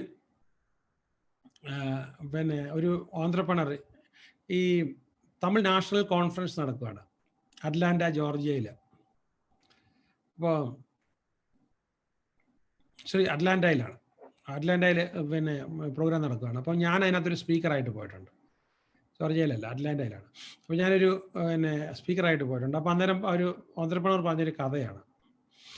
അവർ വന്ന് ഹസ്ബൻഡും വൈഫും തമിഴ് ഒറിജിനാണ്, അവരവിടെ വന്ന് ജോലിയൊക്കെ ആയി കഴിഞ്ഞപ്പോഴത്തേക്കും ഹസ്ബൻഡ് പറഞ്ഞു നമുക്ക് ബിസിനസ് തുടങ്ങണം. അങ്ങനെ ബിസിനസ് വൈഫ് ഒത്തിരി പ്രോത്സാഹിപ്പിച്ചു. ബിസിനസ് തുടങ്ങി ബിസിനസ് നല്ല വിജയമായി. അപ്പോൾ വൈഫും കൂടെ ജോലി രാജിവെച്ചു. അവർ ബിസിനസ് നന്നായിട്ട് നടത്തിക്കൊണ്ടിരിക്കുകയാണ്. ഏതാണ്ട് ബിസിനസ് ഒരുവിധം രക്ഷപ്പെട്ടു, മില്യൺസിൻ്റെ അസറ്റൊക്കെ ആയി. പക്ഷേ ഇയാൾ കഴിഞ്ഞ ഏറ്റവും അടുത്ത കാര്യങ്ങളെല്ലാം ഭാര്യയാണ് ചെയ്യുന്നത്. അവിടെ പറഞ്ഞ പേരുണ്ട്, ഗീതയാണ് ഇതെല്ലാം ചെയ്യുന്നത്. അപ്പം അങ്ങനെ പക്ഷേ കഷ്ടകാലം എന്ന് പറഞ്ഞാൽ മതി, ഇവർ ക്യാൻസർ അഫക്റ്റഡായി റേഡിയേഷനൊക്കെ എടുത്ത് കീമോതെറാപ്പിയൊക്കെ എടുത്ത് മുടിയൊക്കെ പോയി ഇവർ ഹോസ്പിറ്റലിൽ നിന്ന് വീട്ടിൽ വന്ന് കുറച്ച് കുറഞ്ഞു. പക്ഷെ അത് കഴിഞ്ഞ് അസുഖം അങ്ങ് നല്ലപോലെ കയറി മൂർച്ഛിച്ചു. അപ്പോൾ ഡോക്ടർ ഇനി ഒന്നും ചെയ്യാനില്ല എന്ന് പറഞ്ഞായിരുന്നു, നമുക്കൊന്നും ഇനി ചെയ്യാനില്ല, നത്തിങ് ടു ഡു. അപ്പോൾ ഈ കമ്പനിയുടെ പ്രധാനപ്പെട്ട കുറച്ച് കത്തുകൾ പോകാനുണ്ട്. അപ്പോൾ ഇവരൊരു വിധത്തിൽ നൂർന്നിരുന്ന് അന്നത്തെ കാലത്ത് ടൈപ്പ് റൈറ്ററിൽ ഇവർ ആ ലെറ്റർ അയക്കാനായിട്ട് ചെയ്തുകൊണ്ടിരിക്കുക. അപ്പം ഇങ്ങനൊരു പിന്നെ കമ്പനിയുടെ അത്യാവശ്യ കാര്യങ്ങൾ ഉണ്ടാഞ്ഞിട്ട് ഇയാൾ പുറത്തൊക്കെ പോയിട്ട് വന്നു. അപ്പോൾ ഇന്നപ്പോഴത്തേക്ക് ഇവരിങ്ങനെ ബെഡിൽ നിന്ന് വലിഞ്ഞു വന്ന് ഈ ടൈപ്പ് ലെറ്റർ ഇങ്ങനെ കുറേ എണ്ണം അടിച്ച് കവറിനകത്തിട്ടൊക്കെ വെച്ചേക്കുന്നു. അപ്പോൾ ഇങ്ങേര് ചോദിച്ചു, ഇത് എന്താ ഇങ്ങനെ വയ്യാതിരിക്കുന്നത്, നീ എന്തിനാ ലെറ്റർ അടിച്ചുകൊണ്ടിരിക്കുന്നത്? അപ്പോൾ ഇവർ പറയുക, ഈ ലെറ്റർ നാളെ രാവിലെ തന്നെ പോകണം, നാളെ രാത്രി ഞാൻ ഇല്ലെങ്കിലും ഇവർക്ക് ലെറ്റർ കിട്ടുമല്ലോ, ചെയ്യാനുള്ള ലാസ്റ്റ് ജോലി വരെ ഞാൻ ചെയ്തു തീർത്തു എന്ന് എനിക്കൊരു അഭിമാനം ഉണ്ടല്ലോ. അപ്പോൾ ഇദ്ദേഹം ആ കരഞ്ഞു പോയെന്ന് പറഞ്ഞു. കാരണം ഇവർക്കും അറിയാം, ഇയാൾക്കും അറിയാം, പിന്നെ ഒരു ദിവസത്തേക്കുള്ളിൽ ഇവർ ജീവിക്കത്തില്ല അത്. എന്നിട്ടും അവർ ആ ലെറ്ററുകൾ മുഴുവൻ അടിച്ച് കംപ്ലീറ്റ് ആക്കിയിട്ട്, അപ്പോൾ ഇവർ ആ ലെറ്റർ എല്ലാം അടിച്ചിട്ട് രാത്രി ലേറ്റായി. അപ്പോൾ ഇയാൾ കിടക്കാനായിട്ട് വന്നപ്പോഴത്തേക്ക് ഇവർ പറഞ്ഞു, നിങ്ങളുടെ ഒരു പ്രത്യേക സ്വഭാവത്തിന് ഞാനില്ലാതെ നിങ്ങൾ സർവൈവ് ചെയ്യത്തില്ല. ഇപ്പം ബുദ്ധിമുട്ടിലായിരിക്കും, അസുഖമായതുകൊണ്ട് നിങ്ങളെല്ലാം ചെയ്യുമായിരിക്കും, പക്ഷെ ഞാനില്ലെങ്കിൽ നിങ്ങൾക്ക് വളരാൻ പറ്റില്ല. അതുകൊണ്ടൊരു കാര്യം ചെയ്യണം, അപ്പോൾ ഞാൻ മരിച്ചു കഴിഞ്ഞാൽ എത്രയും പെട്ടെന്നൊരു കല്യാണം കഴിക്കണം. കാരണം അവരുണ്ടെങ്കിലേ നിങ്ങൾക്ക് ഉയരാൻ പറ്റുള്ളൂ, അവർക്കും ഒരു ഹെൽപ്പായിരിക്കും എന്ന് പറഞ്ഞു. അപ്പോഴും ഇദ്ദേഹം കരഞ്ഞു പോയെന്ന് പറഞ്ഞു. അപ്പോൾ ഇദ്ദേഹം പറയുകയാണ്, എൻ്റെ മെൻറ്റർ എൻ്റെ വൈഫാണ്. അപ്പോൾ അങ്ങനെ എൻ്റെ കമ്പനിയിലെ മരിക്കുന്നതിന് തൊട്ടുമ്പോൾ അവസാനത്തെ കത്തുകൾ പോലും ടൈപ്പ് ചെയ്ത് കവറിനകത്തിട്ട്, അതുപോലെ തന്നെ ഇദ്ദേഹത്തോട് ലാസ്റ്റ് മെസ്സേജായിട്ട് നിങ്ങൾക്ക് സർവൈവ് ചെയ്യാൻ ബുദ്ധിമുട്ടുണ്ട്, അതുകൊണ്ട് ഇത് കഴിഞ്ഞാൽ നിങ്ങൾ കല്യാണം കഴിക്കണം എന്ന് പറഞ്ഞതിന് ശേഷമാണ് അവർ മരിക്കുന്നത്. സീ ദാറ്റ് ആറ്റിറ്റ്യൂഡ്, ഏത് വിധത്തിലുള്ള ആറ്റിറ്റ്യൂഡാണെന്ന് ആലോചിച്ച് നോക്കിയേ. ഇപ്പം എന്ന് പറഞ്ഞതുപോലെ നമ്മൾ ചെയ്യുന്ന, ഇപ്പം ഈ മുമ്പേ ഞാൻ ഒരു കാര്യം ചോദിക്കട്ടെ, ഞാൻ നിങ്ങളോട് ചോദിക്കുകയാണ്, നിങ്ങളുടെ പാർട്ട്ണറോട് നിങ്ങൾ ഇത്രയും ഓബ്ലിഗേഷൻ കാണിക്കാറുണ്ടോ? അതോ നിങ്ങൾ അങ്ങേയറ്റം പിന്നെ എന്താണ് സെൽഫിഷ്, എനിക്കെന്ത് കിട്ടി, എനിക്ക് തന്നിട്ടുണ്ടോ, എൻ്റെ കാര്യം എന്നോടത് ചെയ്തില്ലേ, ഇതാണോ കാണിക്കുന്നത്? അവിടെ ആറ്റിറ്റ്യൂഡാണ്.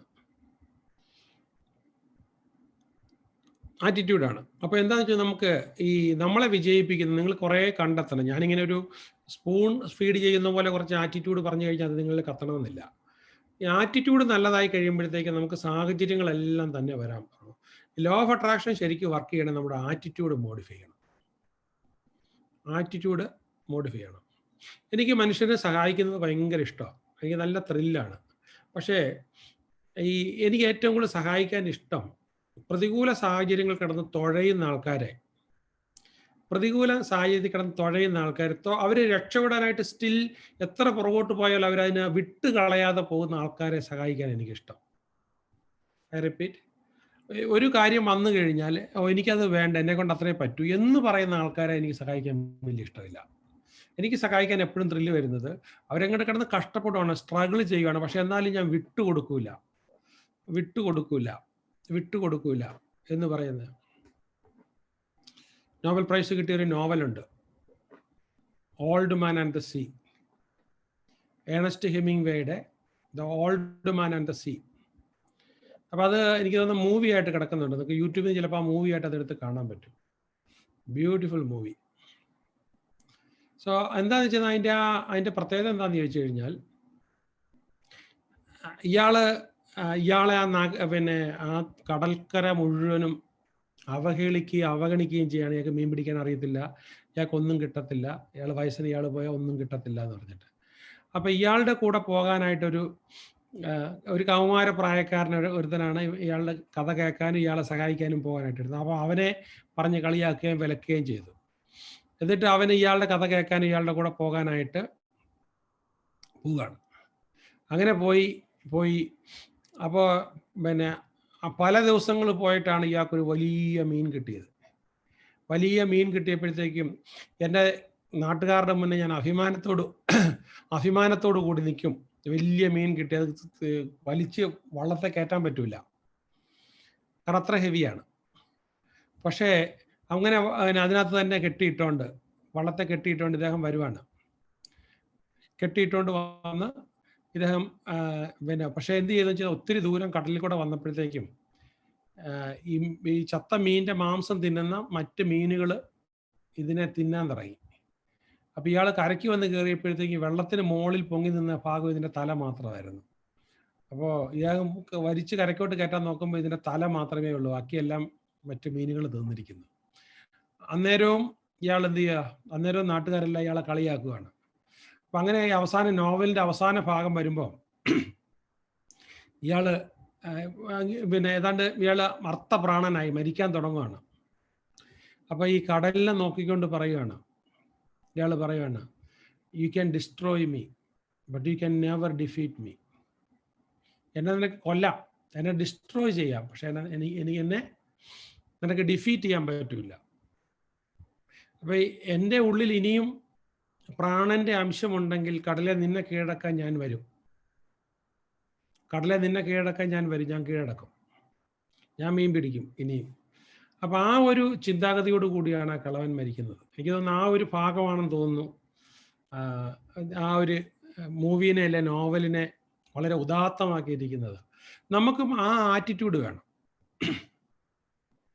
കോവിഡ് അല്ല, യുദ്ധമല്ല, കേരളത്തിൽ ജീവിക്കുന്ന നമ്മളങ്ങനെ യുദ്ധത്തിൻ്റെ കെടുതികളൊന്നും അനുഭവിച്ചിട്ടേ ഇല്ല.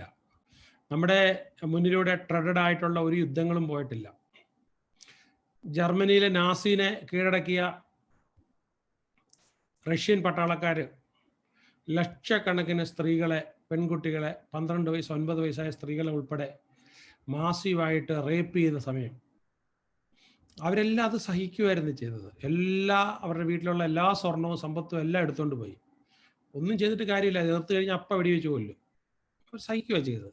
എന്നിട്ട് അതിലൂടെ പക്ഷെ അവരൊന്നും അതെന്താണ് അവരുടെ ശരീരത്തിൽ ഒരു മാലിന്യം പറ്റിയതായിട്ടോ റേപ്പ് ചെയ്യപ്പെട്ടതായിട്ടോ ഒന്നും അവർക്ക് തോന്നിയില്ല.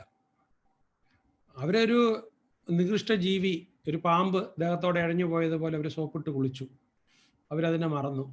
ചില പെൺകുട്ടികൾ പ്രഗ്നൻ്റ് ആയിപ്പോയി, അവരത് അബോർഷൻ ക്ലിനിക്കിൽ പോയി അബോർഷൻസ് ചെയ്തു. ക്യൂ ഉണ്ടായിരുന്നു അബോർഷൻ ക്ലിനിക്കിൽ, ഒക്കെ ആ ഭാഗം വായിക്കുമ്പോഴൊക്കെ.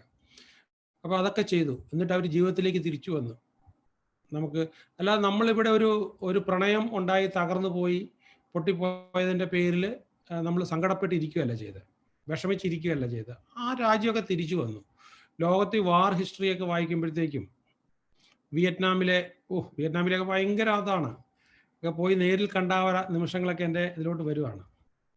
കംബോഡിയയിലും അവിടെയൊക്കെ എങ്ങനെയാണ് അവർ ആ കാലഘട്ടങ്ങളൊക്കെ കടന്നു പോന്നിട്ടുള്ളത്. ആറും കൊലകളും, നമുക്ക് അങ്ങനത്തെ കാര്യമായ വാർക്കഥകളൊന്നും കേരളത്തിലില്ല, തീരെയില്ല. ഒരു ദുരന്തങ്ങളും നമുക്ക് വന്നിട്ടില്ല. അതുകൊണ്ടായിരിക്കാം നമ്മൾ ഒരു പക്ഷേ രക്ഷപ്പെടാൻ നിൽക്കുന്നത്. നമുക്ക് ഉണ്ടായിരുന്ന നമ്മൾ സമ്പൽ സമൃദ്ധമായി പോകുമായിരുന്നു. ലോകത്തിലെ ഏറ്റവും ബുദ്ധിജീവികളായിട്ടുള്ള ഭയങ്കര റിഫൈൻഡ് ഒരു വർഗമാണ് നമ്മൾ കേരളത്തിലുള്ള മനുഷ്യർ. അത് നമ്മുടെ ഇതിനകത്തുനിന്ന് ജോലി ചെയ്യുന്ന ഓരോരുത്തരും ഈ ചെറിയ ചെറിയ ജോലി പോയി പെട്ടുപോയവരുണ്ട്. അതല്ലാതെ പഠിച്ച് ഉന്നതങ്ങളിൽ വന്നിട്ടുള്ള ആൾക്കാരെല്ലാം ഒരു ഭയങ്കര സംഭവങ്ങളാണ്. കാരണം അത്രയോ വർഷങ്ങളായിട്ടുള്ള നീണ്ട കാലങ്ങളുടെ റേസാണ് നമ്മൾ. ഒത്തിരി യുണീക്ക്നെസ് ഉള്ള ആൾക്കാരാണ് മലയാളികൾ. പക്ഷെ നമുക്ക് എന്താ വെച്ചാൽ പ്രതികൂല സാഹചര്യങ്ങൾ അധികം വന്നിട്ടില്ല. അതിശൈത്യം നമുക്കില്ല. ജർമ്മനിയിലുള്ള പോലെ ശൈത്യമോ കാനഡയിലുള്ള പോലെ ശൈത്യമൊന്നുമില്ല. ഈ കോവിഡ് ശരിക്കും പറഞ്ഞു കഴിഞ്ഞാൽ ഈ കോവിഡ് നമുക്ക് വന്നിട്ടുള്ളത് ഇപ്പോൾ ഇവിടെ വന്ന ഫ്ലഡ്, അതെനിക്ക് തോന്നുന്നു കേരളത്തിൽ 5% ഏരിയനെ മാത്രമേ അത് ബാധിച്ചിട്ടുള്ളൂ. ബാക്കി നമ്മളെ ന്യൂസേ നമ്മളെ ബാധിച്ചിട്ടുള്ളൂ. കുറച്ച് ന്യൂസ് കണ്ടിട്ടുള്ളൂ, ടി വി കൂടെയുള്ള റെയിനാണ് നമ്മൾ കണ്ടത്. 5% മാത്രമാണ് അത് നമ്മളെ അല്ലാതെ ബാധിച്ചിട്ടുള്ളത്. അല്ലാതെ വലിയ പ്രകൃതി ദുരന്തങ്ങൾ നമ്മൾ ഇവിടെ അനുഭവിച്ചിട്ടില്ല. അപ്പൊ അതിൻ്റെ ഒരു അത് വെച്ചാൽ ഈ ലോകത്തിൽ ഏറ്റവും കൂടുതൽ ആക്രമിക്കപ്പെട്ട സമൂഹം, സർവൈവ് ചെയ്ത സമൂഹം ആരാണ്? യഹൂദരാണ്. അതാ നിങ്ങൾ റോമൻ കാലഘട്ടത്തിൽ നിന്ന് ഇങ്ങോട്ട് കടന്നു വരുന്ന സമയത്തൊക്കെ ഒരു കോട്ടയിൽ അടയ്ക്കപ്പെട്ട 1000-ഓളം ഇസ്രയേലി പോപ്പുലേഷനെ ആ കോട്ട പൊളിക്കാനായിട്ട് രാവിലെ മുതലേ ജർമ്മൻ പട്ടാളക്കാർ കോട്ട പൊളിക്കാനായിട്ട് കുറേ തടി വെച്ചുകൊണ്ട് ഇങ്ങനെ 10-20 പേര് വന്നിട്ട് ഇങ്ങനെ ഇടിച്ചുകൊണ്ടിരിക്കുക. അപ്പോൾ ജർമ്മൻ പട്ടാളക്കാർ ഒത്തിരി പേരുണ്ട്. ഇവർ ഉറപ്പായിട്ടും പൊളിക്കുമെന്നുള്ള ഉറപ്പാണ്. ഇസ്രയേലികളകത്ത് കിടന്നിട്ട് അവർക്ക് രക്ഷപ്പെടാനായിട്ട് മൊത്തം വളയപ്പെട്ടിരിക്കുകയാണ്. അവരെന്ത് ചെയ്യുന്നത് വെച്ചാൽ ആദ്യം നിങ്ങൾ ചിന്തിക്കണം എന്തുമാത്രം വേദനയോടുകൂടിയാന്ന് ചരിത്രത്തിൽ ആ ഭാഗം എടുത്ത് നോക്കുമ്പോൾ. ആദ്യം അവർ കുഞ്ഞുങ്ങളെയും ഭാര്യമാരെയും കൊന്നു കഴിഞ്ഞിട്ട് പിന്നെ പരസ്പരം അങ്ങോട്ടും ഇങ്ങോട്ടും അനുവാദത്തോടു കൂടി വെട്ടി മരിച്ച്. അപ്പോൾ വൈകിട്ട് 5:30 കഴിഞ്ഞപ്പോഴത്തേക്കും റോമൻസ് ഇത് പൊളിച്ചകത്ത് വന്നപ്പോൾ, പക്ഷേ ഇസ്രയേലികളുടെ ജൂതന്മാർ 1000-ലധികം ജൂതന്മാരെയും അവരുടെ കുടുംബാംഗങ്ങളുടെയും ഒരൊറ്റയാൾ പോലും ജീവിച്ചിരിക്കുന്നില്ലാത്ത അവരുടെ ശവം മാത്രമേ അവർക്ക് കാണാൻ പറ്റുള്ളൂ. അവിടെ അവർ എന്താണെന്ന് വെച്ച് കഴിഞ്ഞാൽ അവർക്ക് കീഴടങ്ങി കൊടുത്തില്ല. അതാണ് ആത്മവീര്യം. ഈ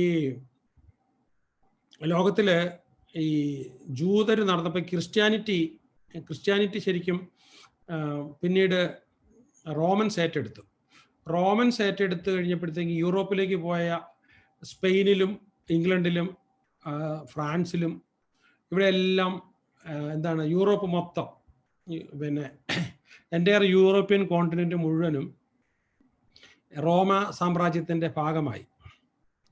അപ്പോൾ റോമ സാമ്രാജ്യത്തിൻ്റെ ഭാഗമായി കഴിഞ്ഞപ്പോഴത്തേക്കും ഈ ജൂതർ അവിടെ എല്ലാവരും ഉണ്ടായിരുന്നു. ജൂതരുടെ ഒരു പ്രത്യേകത എന്ന് പറഞ്ഞു കഴിഞ്ഞാൽ അവരെവിടെ പോയാലും ജൂതരായിട്ട് ജീവിക്കുള്ളൂ. കേരളത്തിൽ വന്ന ജൂതരും അവർ ജൂതരായിട്ട് തന്നെ ജീവിക്കുക. എല്ലാം മലയാളം പറയുന്ന ജൂതരാണ്, മലയാളികളായ ജൂതരാണ്. പക്ഷെ അവർ ജൂതർ മാത്രം, ജൂതർ അങ്ങോട്ടും ഇങ്ങോട്ടും കല്യാണം കഴിക്കുക, ജൂതരായിട്ട് തന്നെ ജീവിച്ചു. അപ്പോൾ ഇവർ അവിടെ ജീസസിനെ കൊന്ന ജൂതരായതുകൊണ്ട് അവർ എവിടെയെല്ലാം കിട്ടി, യൂറോപ്പിൽ എവിടെയെല്ലാം കിട്ടിയോ അവിടെ എല്ലാം അവരെ പെർസിക്യൂട്ട് ചെയ്തു, കൊല്ലുക, റേപ്പ് ചെയ്യുക, ഇതിന് വേണ്ടിയിട്ട് തന്നെ. അപ്പോൾ ഈ പ്ലേഗ് വന്നു, ബ്ലാക്ക് ഡിസീസ് പ്ലേഗ് വന്ന് പറഞ്ഞപ്പോഴത്തേക്കും പൊതുവേ ഒരു സംസാരം ഇറങ്ങിയെന്ന് വെച്ചാൽ ഇവിടെ ജൂതന്മാരുള്ളത് കൊണ്ടാണ് ഈ നഗരത്തിൽ പ്ലേഗ് വന്നേക്കുന്നത്. ഈ ജൂതന്മാരെ കൊന്നു കഴിഞ്ഞാൽ പ്ലേഗ് മാറും. അപ്പോൾ ഈ എല്ലായിടത്തും ക്രിസ്ത്യാനിറ്റി ഉള്ളിടത്ത് മുഴുവനും ജൂതന്മാരെ എന്തെങ്കിലും കാര്യത്തിൽ കിട്ടിക്കഴിഞ്ഞാൽ പ്രത്യേകമായിട്ട് പെർസിക്യൂട്ട് ചെയ്ത് ഒരിതുമില്ല, ഒരു സ്റ്റോറിയുടെ പേരിൽ ഇങ്ങനെ നടക്കുകയാണ്. അവർക്ക് അതുമായിട്ട് യാതൊരു ബന്ധമില്ലാത്ത ഒരു സ്റ്റോറിയിൽ അവസാനം, ഞാൻ ഇയർ ഓർക്കുന്നില്ല, നിങ്ങൾക്ക് ഇൻ്റർനെറ്റിൽ സെർച്ച് ചെയ്താൽ കിട്ടും. പോപ്പ് അവസാനം ഡിക്ലെയർ ചെയ്തു ഇന്നത്തെ ജൂതന്മാർ അതിനകത്ത് തീർത്തും നിരപരാധികളാണ്, ജീസസിൻ്റെ പേര് പറഞ്ഞ് അവരെ കൊല്ലരുത് എന്ന് പറഞ്ഞ്. അപ്പം ഈ പോപ്പ് വളരെ ശക്തമായി പല പ്രാവശ്യമായിട്ട് പറഞ്ഞതിന് ശേഷമാണ് ജൂതന്മാരെ കൊല ചെയ്ത് നിർത്തിയത്. ജൂതന്മാരെ പെർസിക്യൂട്ട് ചെയ്തിട്ടുള്ളത് പോലെ ലോകത്തിൽ ഒരു സമൂഹം പെർസിക്യൂട്ട് ചെയ്തിട്ടില്ല. പക്ഷേ അവർ ലോകത്തിൽ എവിടെയാണെങ്കിലും ഇപ്പൊ ഈ അമേരിക്കയെ നയിക്കുന്നതൊക്കെ ജൂതരാണ്. കാരണം അത്രയും പൈസ അവർക്ക്, ജൂത ഫാമിലികളാണ് നയിക്കുന്നത്. അത്രയും പൈസ അവരുടെ കയ്യിലുണ്ട്. അവർ എവിടെ ചെന്നാലും അങ്ങോട്ട് ഫ്ലറിഷ് ചെയ്യുന്ന വെച്ചാൽ അതെല്ലാം ഈ എന്താണ് ഈ തടസ്സങ്ങൾ കൂടിയാണ്, പ്രതികരണത്തിലൂടെയാണ്. അപ്പോൾ അവരുടെ ആറ്റിറ്റ്യൂഡ്, അവരുടെ ഒരു സംസ്കാരത്തിൽ വന്നിട്ടുള്ള ഒരു ആറ്റിറ്റ്യൂഡ് എന്താണ്? വിട്ടുകൊടുക്കാത്ത, അവിടെ ഒന്നും യാതൊരു വിധത്തിലും. ഞാനിപ്പോൾ ആലോചിച്ചുകൊണ്ടിരുന്നത്, നിങ്ങളുടെ അടുത്തിരുന്ന് ആലോചിച്ചുകൊണ്ടിരുന്നത്, ഞാൻ സാൻ ഫ്രാൻസിസ്കോയിൽ ഒരു വലിയ കോൺഫറൻസ് അറ്റൻഡ് ചെയ്യുകയാണ്. വെൽത്ത് ക്രിയേറ്റ് ചെയ്യുന്നതിനെ കുറിച്ച് അമേരിക്കയിൽ വേൾഡ് ഫേമസ് ട്രെയിനറുടെ ക്ലാസ് അറ്റൻഡ് ചെയ്യുക. അപ്പോൾ എൻ്റെ അടുത്തിരുന്ന ഒരു ജൂതനാണ്. അയാളിങ്ങനെ ക്ലാസ് നടന്നുകൊണ്ടിരിക്കുമ്പോൾ, നല്ല രീതിയിൽ ക്ലാസ് നടന്നുകൊണ്ടിരിക്കുമ്പോൾ, ഇയാളുടെ ബാഗിനകത്തുനിന്ന് തോറ എടുക്കും, അവരുടെ വേദപുസ്തകം. എന്നിട്ട് അതിനകത്ത് അത് അവരുടെ ഭാഷയിലാണ് എഴുതിയേക്കുന്നത്.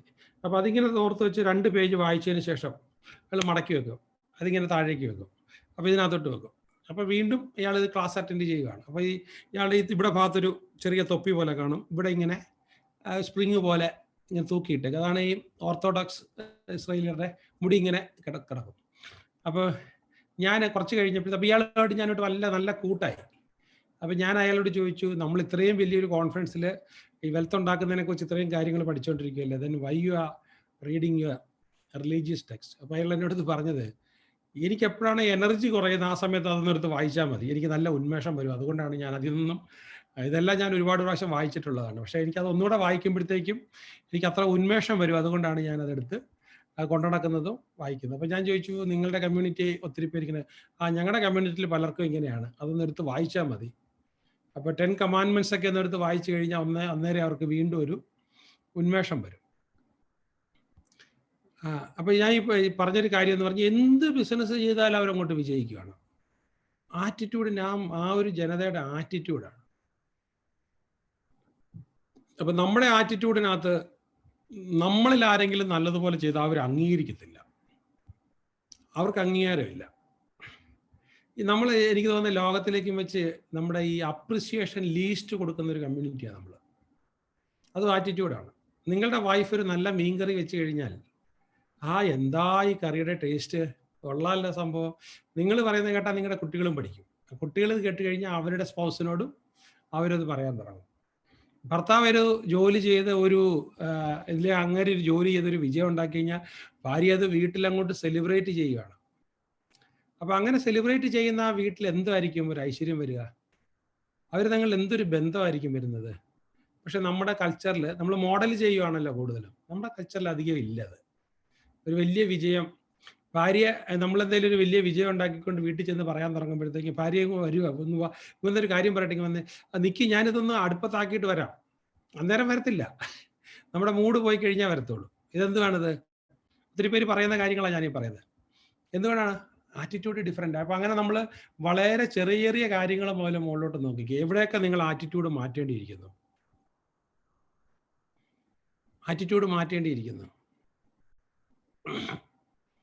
നമുക്ക് ഒരു ദുരന്തം സംഭവിച്ചിട്ട് എല്ലാ പ്രോപ്പർട്ടിയും വിട്ടുകളഞ്ഞിട്ട് കൈയും വീശിക്കൊണ്ട് ഇറങ്ങിപ്പോകേണ്ട സാഹചര്യങ്ങളൊന്നും നമ്മൾ കണ്ടിട്ടില്ല. നമ്മൾ ആ സിറ്റുവേഷൻസ് ഒന്നും നേരിട്ടിട്ടില്ല. ഇതെല്ലാം നമ്മുടെ തടസ്സവും നമ്മളുടെ കുറവുമാണ്. എനിക്ക് 2001 ഞാൻ ജപ്പാനിൽ സ്കോളർഷിപ്പിൽ പോയി പഠിക്കാൻ പോയപ്പം എനിക്കുണ്ടായ അനുഭവങ്ങൾ, പ്രത്യേകിച്ച് ഹിരോഷിമ ആൻഡ് നാഗസാക്കിയൊക്കെ.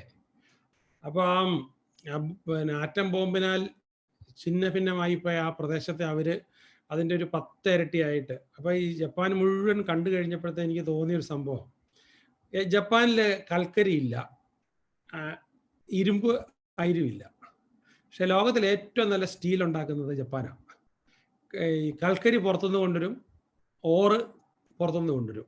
പക്ഷേ ഇത് രണ്ടും ജപ്പാനിൽ കൊണ്ടുവന്നിട്ടാണ് അവർ ഉരുക്കി ഏറ്റവും നല്ല സ്റ്റീൽ ഉണ്ടാക്കുന്നത്. അതുകൊണ്ടാണ് അവരുടെ കാർ നിർമ്മാണം തുടങ്ങിയത്. അതുപോലെ പിന്നൊരു കാര്യം, ജപ്പാനിൽ കോട്ടൺ വളരത്തില്ല, കറുത്ത മണ്ണുള്ളിടത്ത് മാത്രമേ കോട്ടൺ വളരത്തുള്ളൂ. അപ്പോൾ ഈ മഹാരാഷ്ട്രയിലാണ് ഏറ്റവും കൂടുതൽ കോട്ടൺ ഉണ്ടാകുന്നത്. മഹാരാഷ്ട്ര, ഗുജറാത്ത് ഏരിയയിലാണ് ആ കറുത്ത മണ്ണുള്ള. പക്ഷെ ജപ്പാൻ കോട്ടൺ ആണ് ലോകത്തിലെ ഏറ്റവും ബെസ്റ്റ് കോട്ടൺ. അപ്പോൾ ഈജിപ്തിൽ നിന്നും ഇന്ത്യയിൽ നിന്നും ഒരു കോട്ടൺ ഇറക്കിയിട്ട് ഏറ്റവും ബെസ്റ്റ് ഡ്രസ്സ് ഉണ്ടാക്കി കൊടുക്കുന്നവരാണ്. അപ്പോൾ ഏറ്റവും ബെസ്റ്റ് കാർ ഉണ്ടാക്കി കൊടുക്കുന്നത് അവരാണ്. അതുപോലെ ഏറ്റവും ബെസ്റ്റ് ഇലക്ട്രോണിക് സാധനങ്ങൾ ഉണ്ടാക്കി കൊടുക്കുന്നത് അവരാണ്. അപ്പോൾ ഈ ജപ്പാൻ്റെ എല്ലാ പ്രദേശവും കണ്ടുകഴിയുമ്പോൾ അങ്ങ് ഭയങ്കര സമ്പൽ സമൃദ്ധമായത് എന്തുവാണ്? ആറ്റിറ്റ്യൂഡ് ഓഫ് ദ പീപ്പിൾ, ആൾക്കാരുടെ ആറ്റിറ്റ്യൂഡാണ്. നിങ്ങൾ പുസ്തകത്തിലൊക്കെ വായിച്ചു കാണും, പലതും പറയുന്ന ഈ ഒരു ഇവിടുന്ന് പോയൊരു ചെറുപ്പക്കാരൻ, അയാൾ ഓപ്പോസിറ്റ് ഇരുന്ന പിന്നെ ട്രെയിനിലിങ്ങനെ പോവുകയാണ്. അപ്പോൾ ഓപ്പോസിറ്റ് ഇരുന്ന ചെയറിലേക്ക് ഇയാൾ ഷൂസിനകത്ത് നിന്ന് കാലൂരി സോക്സ് ഇട്ടുകൊണ്ട് കാലിങ്ങനെ എടുത്ത് വെച്ചുകൊണ്ടിരിക്കുകയാണ്. ഈ കാലൊന്ന് നൂർത്ത് വെക്കാനായിട്ട് അയാൾക്കൊരു സർക്കുലേഷൻ കിട്ടാനായിട്ട്. അപ്പോൾ അവിടെ ഒരു പ്രായമായ ഒരു മനുഷ്യൻ ഇയാൾ കാല് വെച്ചതിൻ്റെ അപ്പുറത്തിരുന്ന് പോവുക.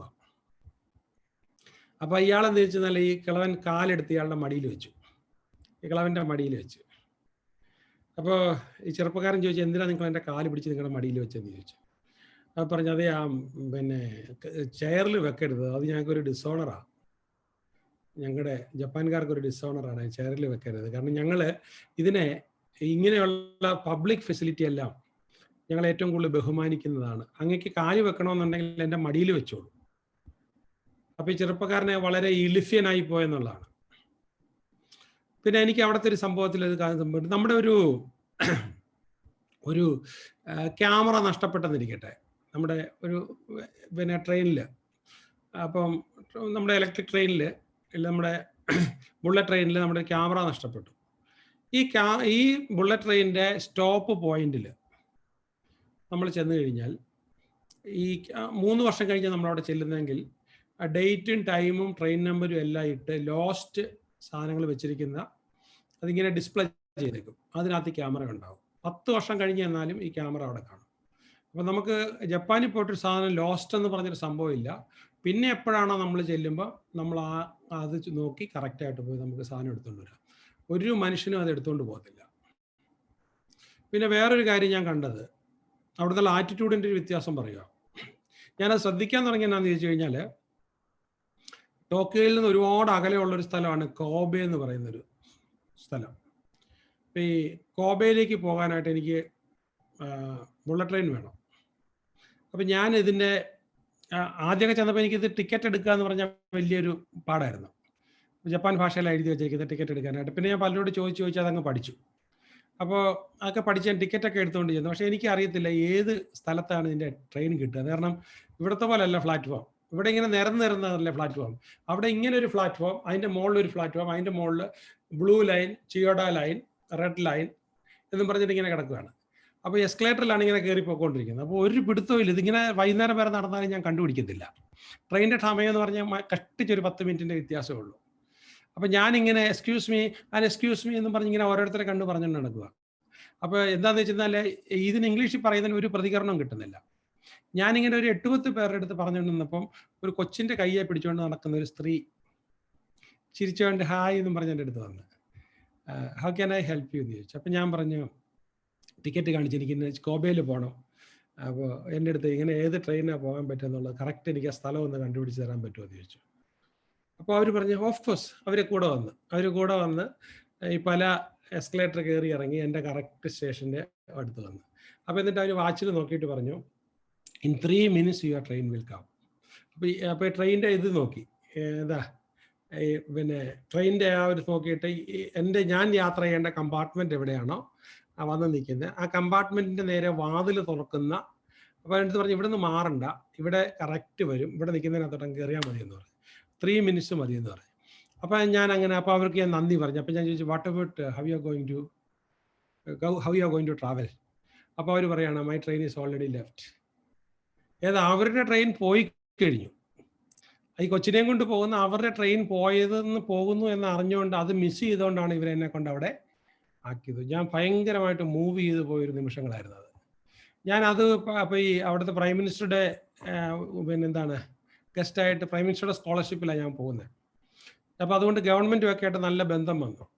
ഞാൻ ഇപ്പോൾ ആണെങ്കിലും തിരുവനന്തപുരത്ത് അവരുടെ ആൾക്കാർ വല്ല ഫിലിം നിർമ്മാതാക്കളോ യൂണിവേഴ്സിറ്റിയിൽ നിന്ന് വരികയൊക്കെ ചെയ്യുവാണെങ്കിൽ, എന്നെ കോണ്ടാക്ട് ചെയ്യുവാണെങ്കിൽ ഞാൻ അവർക്ക് എല്ലാ സൗകര്യവും ചെയ്തു കൊടുക്കും ഇന്നും. കാരണം വെച്ചാൽ അവിടെ നിന്ന് കിട്ടിയ ഒരു ഹോസ്പിറ്റാലിറ്റി. അപ്പോൾ ഞാൻ മാത്രമല്ല, ഇപ്പം തിരുവനന്തപുരത്ത് മാത്രം ഒരു 30 പേരെങ്കിലും, അല്ല ഉന്നത ഉദ്യോഗസ്ഥരും അങ്ങനെയൊക്കെ ഉള്ളവരാണ്, 30 പേരെങ്കിലും ജപ്പാനിൽ പോയി പഠിച്ചിട്ട് വന്നവരുണ്ട്. ഇവരെല്ലാം ഇതുപോലെയാണ്. ജപ്പാൻകാരെപ്പോൾ വന്നു കഴിഞ്ഞാൽ അവർക്ക് എല്ലാ സഹായവും ചെയ്തു കൊടുക്കും. ആ കൺട്രി നമുക്ക് തന്ന ഒരു ഹോസ്പിറ്റാലിറ്റി, നമ്മൾ ഏറ്റവും അടുത്ത് കല്യാണം കഴിച്ച വീട്ടിൽ പോയാൽ പോലും ജപ്പാൻകാർ നമുക്ക് തന്ന ഹോസ്പിറ്റാലിറ്റി കിട്ടത്തില്ല. ഞാനൊരിക്കൽ, അപ്പോൾ എനിക്കവിടെ ഒരു, നമ്മൾ അവിടുത്തെ സമയത്ത് ജപ്പാൻ്റെ വീടുകൾ എങ്ങനെയാണ്, അവിടുത്തെ രീതികൾ എങ്ങനെയാണെന്ന് അറിയാൻ ഒരു ദിവസം നമുക്ക് പഠിക്കാൻ പോകണം. അങ്ങനെ ഒരു വീട്ടിൽ, അപ്പോൾ അവർ യങ് കപ്പിളാണ്. അപ്പോൾ ഈ ലേഡി പ്രഗ്നൻ്റ് ആണ്. അപ്പോൾ ഹസ്ബൻഡ് ടോഷിബ ഇലവൻ്റെ ജോലി ചെയ്യുന്ന ഒരാളാണ്. അപ്പോൾ ഞാനിങ്ങനെ ചെന്നപ്പോൾ ഒരു ഭക്ഷണം ഉണ്ടാക്കിയ ഭക്ഷണമൊക്കെ ഉണ്ടാക്കി കഴിഞ്ഞപ്പോഴത്തേക്കും, അപ്പോൾ ഇവരിങ്ങനെ എൻ്റെ വായിലോട്ട് തന്നെ നോക്കിയിരിക്കുക. ഞാനിത് ഉണ്ടാക്കി വായി കൊണ്ട് വെക്കുമ്പം അവർ പേടിച്ചിരിക്കുക, എനിക്ക് ഇഷ്ടപ്പെടത്തില്ലായിരിക്കുമെന്ന്. ഞാൻ വായി കൊണ്ട് വെച്ചപ്പോഴത്തേക്ക് അവരങ്ങ്, ഞാൻ എന്ത് പറയുന്നു, ഞാൻ പറഞ്ഞു എക്സലൻ്റ്. അവർ ഇരിക്കുന്നിടത്ത് ആക്ച്വലി നമ്മൾ തറയിലിരുന്നിട്ട് ടീപ്പോയി പോലൊരു സാധനത്തിലിരുന്നാണ് കഴിക്കുന്നത്. അവരവിടെ ഇരുന്നുകൊണ്ടങ്ങ് ചാടുവാണ് ഞാൻ എക്സലൻ്റ് എന്ന് പറഞ്ഞപ്പം. പക്ഷെ നമുക്ക് ആ ഒരു ആറ്റിറ്റ്യൂഡ് വന്നില്ല, ഒരിക്കലും നമ്മൾ അങ്ങനെ പറയത്തില്ല. നമ്മൾ വേറെ അടുത്ത് ചെല്ലുമ്പോൾ നമുക്ക് അങ്ങനെ ഒരു ഇത് സ്വീകരിക്കത്തില്ല. അപ്പോൾ എപ്പോഴും നമ്മൾ എന്താണെന്ന് ചോദിച്ചു കഴിഞ്ഞാൽ, ഈ കിട്ടുന്നത് എവിടെയെങ്കിലും കൊടുക്കുക കൂടെ വേണം.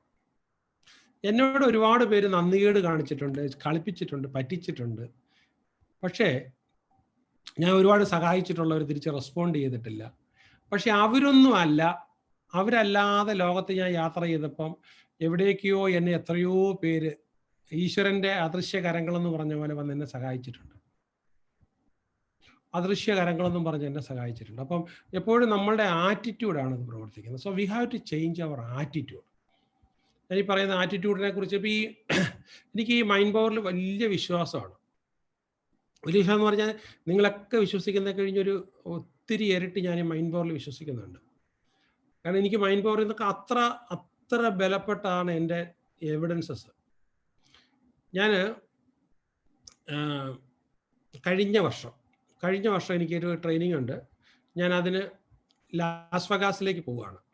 ലാസ് വെഗാസിലേക്ക് പോകാനായിട്ട് ഞാൻ ഇവിടുന്ന് രാവിലെ ഇപ്പോഴും അങ്ങോട്ട് പോകുമ്പോൾ ഞാൻ വൈകിട്ട് കിടന്നുറങ്ങും. ഒരു 4 മണിയാകുമ്പം കിടന്നുറങ്ങും.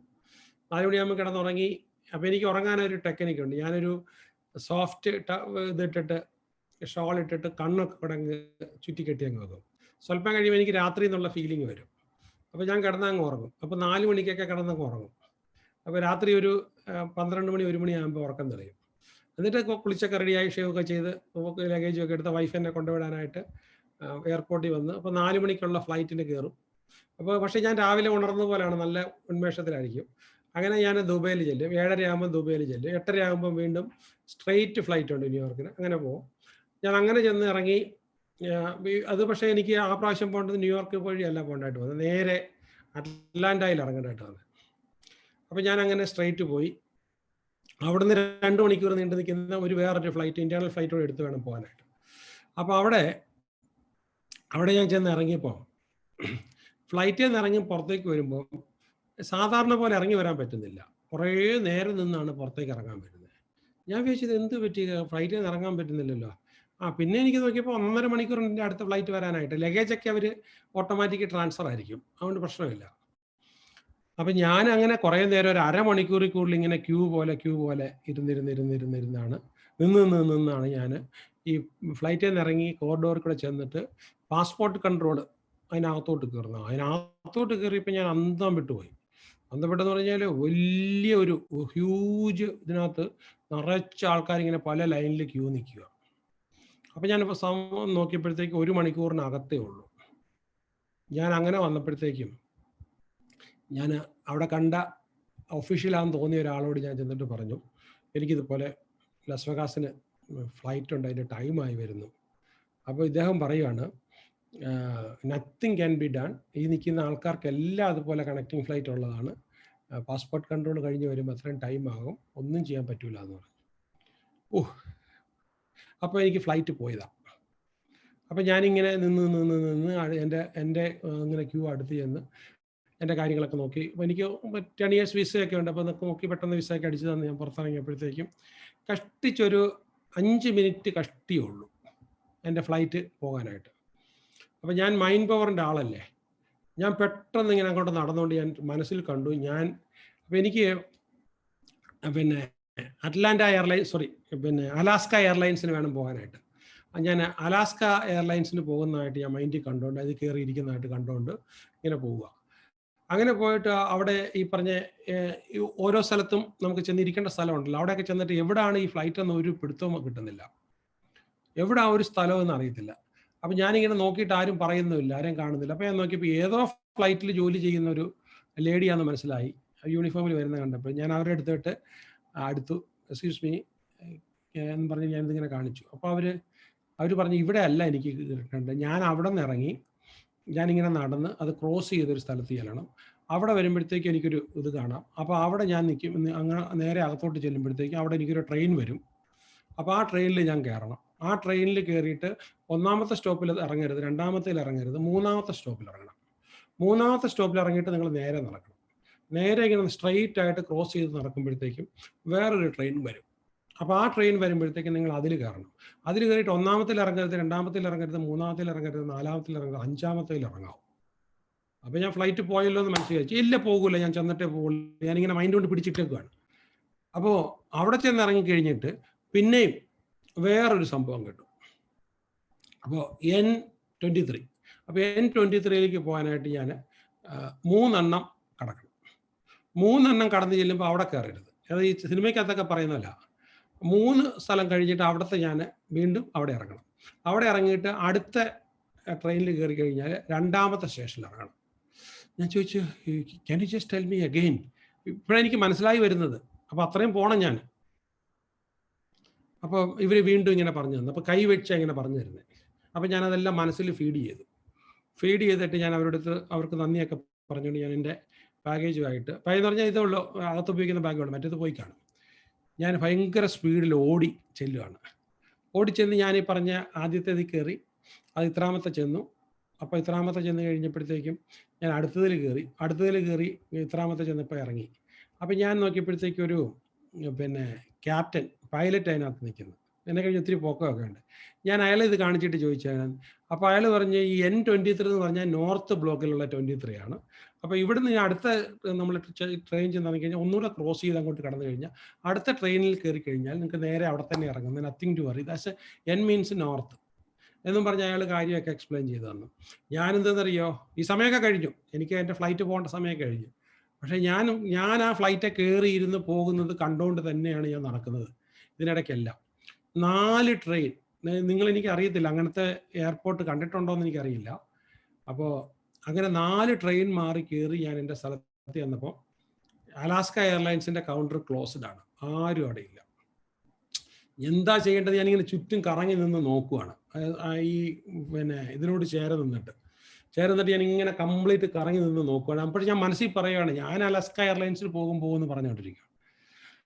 അങ്ങനെ ഞാനിങ്ങനെ നോക്കുമ്പോഴത്തേക്കും ഒരു ഓൾഡ് ലേഡി, സ്റ്റൗട്ട് ഒരു ലേഡി നേരെ അങ്ങോട്ട് വന്നു. എന്നിട്ട് അവരെൻ്റെ അടുത്ത് പറയുകയാണ്, nothing to worry, here they have closed, I went to their office. അപ്പോൾ അവർ പറഞ്ഞു ഇപ്പോൾ തുറന്ന് കയറ്റാമെന്ന് പറഞ്ഞു, നമുക്ക് 2 പേർക്കും കയറാം. അങ്ങനെ പറഞ്ഞുകൊണ്ട് നിൽക്കുമ്പോഴത്തേക്ക് ഇവർ പറഞ്ഞു കഴിഞ്ഞപ്പോഴത്തേക്ക് ഒരു ലേഡി വന്നു, നമ്മുടെ ടിക്കറ്റ് വാങ്ങിച്ച് നോക്കി, അവരുടെ ടിക്കറ്റ് വാങ്ങിച്ച് നോക്കി. അപ്പോഴത്തേക്ക് അങ്ങോട്ട് കയറി പോകുന്നതൊക്കെ ക്ലോസ് ചെയ്തിട്ടേക്ക് അത് ഏതോ സ്വിച്ച് അമർത്തി കഴിഞ്ഞപ്പോൾ അവിടെ തുറന്നു വന്നു. നമ്മൾ നേരെ ചെന്ന് ഫ്ലൈറ്റിനകത്തോട്ട് കയറി കഴിഞ്ഞപ്പോൾ എല്ലാവരും ഇരുന്നു.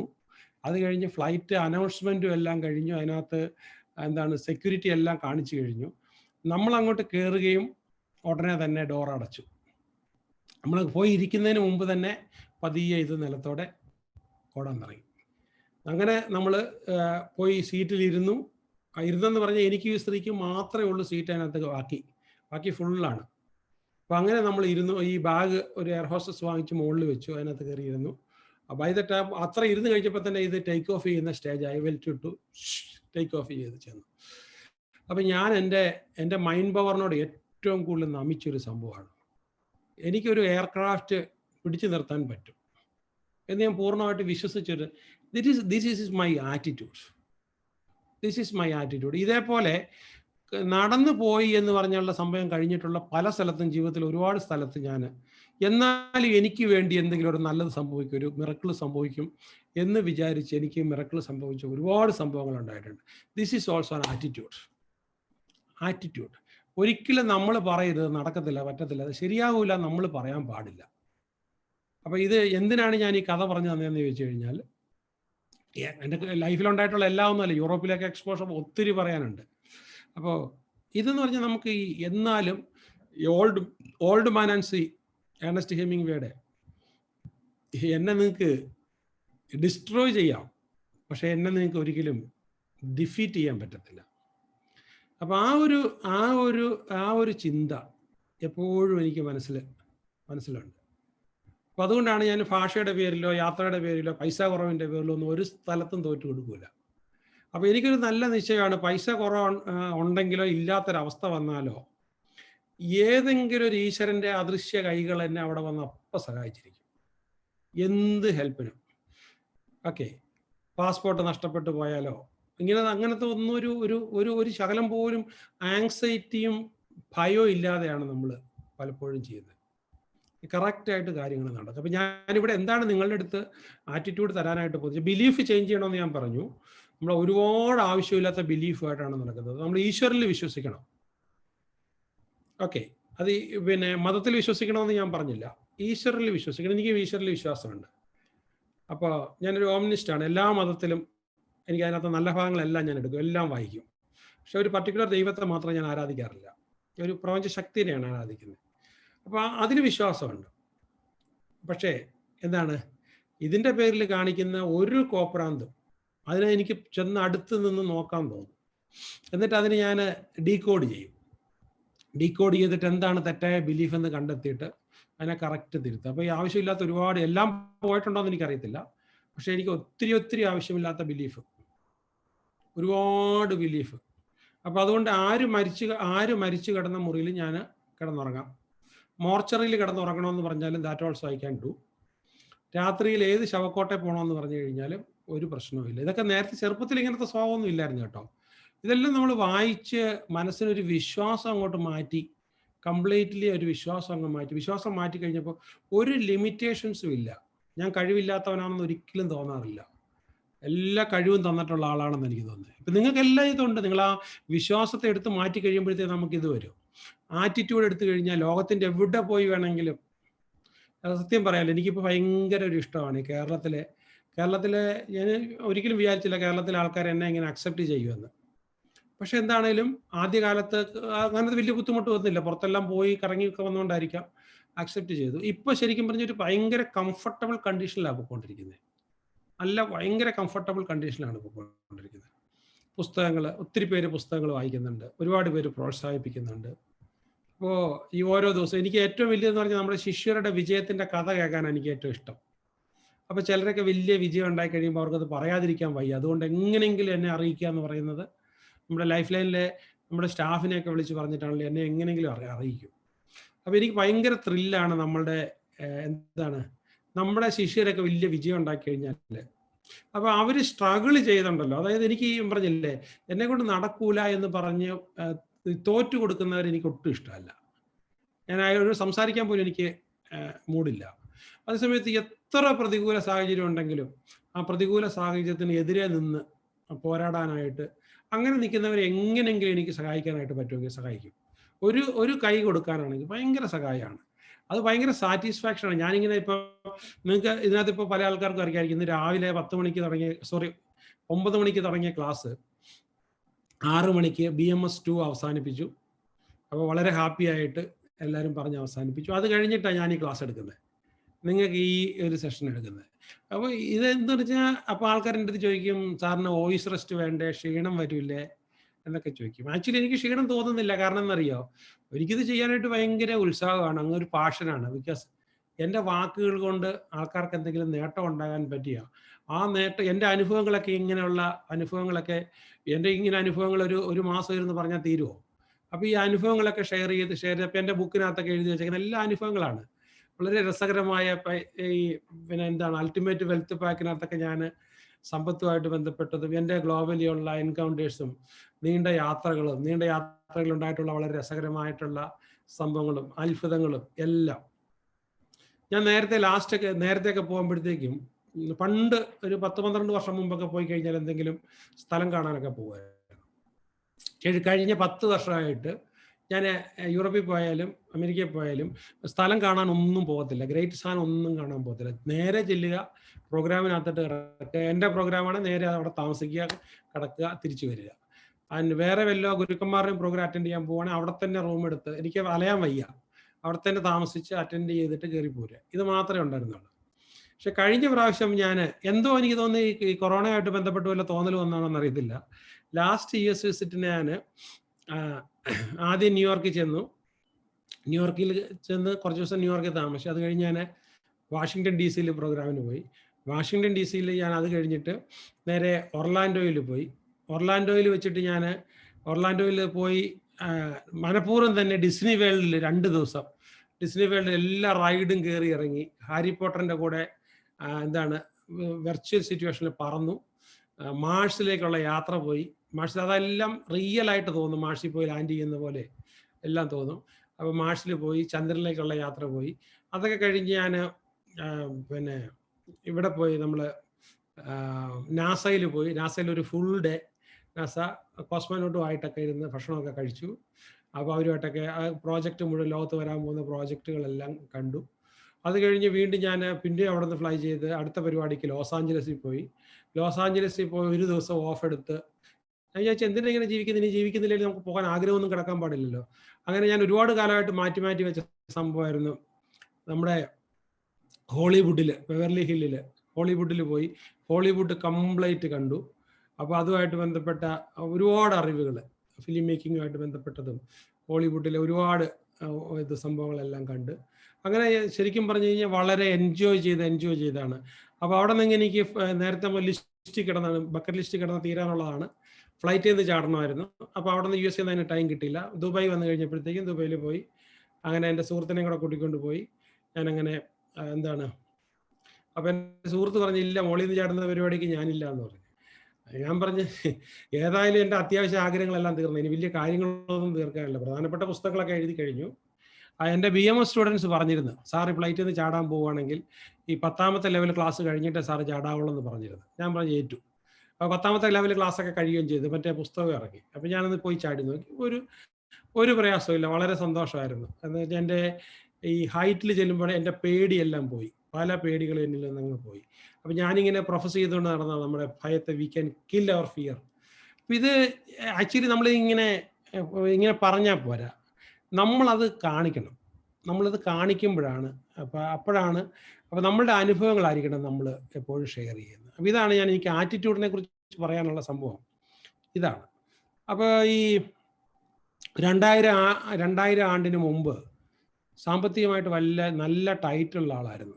അതുകൊണ്ട് എനിക്കൊരു കോഴ്സിൻ്റെ ഫീസ് എന്നൊക്കെ പറഞ്ഞാൽ ഭയങ്കര ഇതാണ്, ഫീസൊക്കെ കേട്ട് കഴിഞ്ഞു. അതുപോലെ പുസ്തകമൊക്കെ വാങ്ങിച്ച് കഴിഞ്ഞാൽ മറുസൈഡ് നോക്കി എത്ര വിലയെന്ന്, എന്നിട്ടും നിവൃത്തിയില്ലാതെ എന്ത് വിലയാണെന്നൊക്കെ പറഞ്ഞുകൊണ്ടായിരിക്കും ഞാനത് വാങ്ങിക്കുന്നത്. അന്നും എനിക്ക് ബ്രിട്ടീഷ് ലൈബ്രറിയിൽ, തിരുവനന്തപുരത്ത് ബ്രിട്ടീഷ് ലൈബ്രറിയിൽ മെമ്പർഷിപ്പ് ഉണ്ട്, അമേരിക്കൻ സെൻട്രൽ ലൈബ്രറിയിൽ ചെന്നൈയിൽ മെമ്പർഷിപ്പ് ഉണ്ട്. അവരൊരു പ്രത്യേകത എന്ന് പറഞ്ഞാൽ ബുക്ക് ഫ്രീ ആണ്. നമ്മൾ ഇന്ത്യൻ്റെ പുസ്തകം വേണമെന്ന് പറഞ്ഞ് അങ്ങോട്ട് മെയിൽ അയച്ചു കഴിക്കുക, അത്രയും പുസ്തകം അവർ അയച്ചു തരും. നമ്മളത് വായിച്ച് തീർന്നതിന് ശേഷം 6 പുസ്തകം അവർ അയച്ചു തരും. അത് വായിച്ച് തീർന്നു കഴിഞ്ഞാൽ നമ്മൾ നേരെ തിരിച്ചങ്ങ് അയച്ചു കൊടുത്താൽ മതി. അത് വേറെ ഒന്നും ചാർജ് ചെയ്യത്തില്ല. ഇപ്പോഴും അങ്ങനെ തന്നെ വലിയ സൗകര്യമാണ് അവരുടെ. അപ്പം അങ്ങനെ എന്നാലും ഈ അപൂർവങ്ങളായ പുസ്തകങ്ങളൊക്കെ വാങ്ങിക്കും. പക്ഷേ ആഹാരം കഴിക്കുമ്പോഴോ പുസ്തകം വായിക്കുമ്പോഴൊന്നും അതിൻ്റെ പ്രൈസേ നോക്കാതായത് ഈ പറഞ്ഞ പോലെ മനസ്സിനകത്ത് അബണ്ടൻസ് വന്ന് പണം ഉണ്ടാക്കുന്ന ടെക്നോളജി പഠിച്ചു കഴിഞ്ഞപ്പോഴാണ്. ടെക്നോളജി ഓഫ് മേക്കിംഗ് മണി.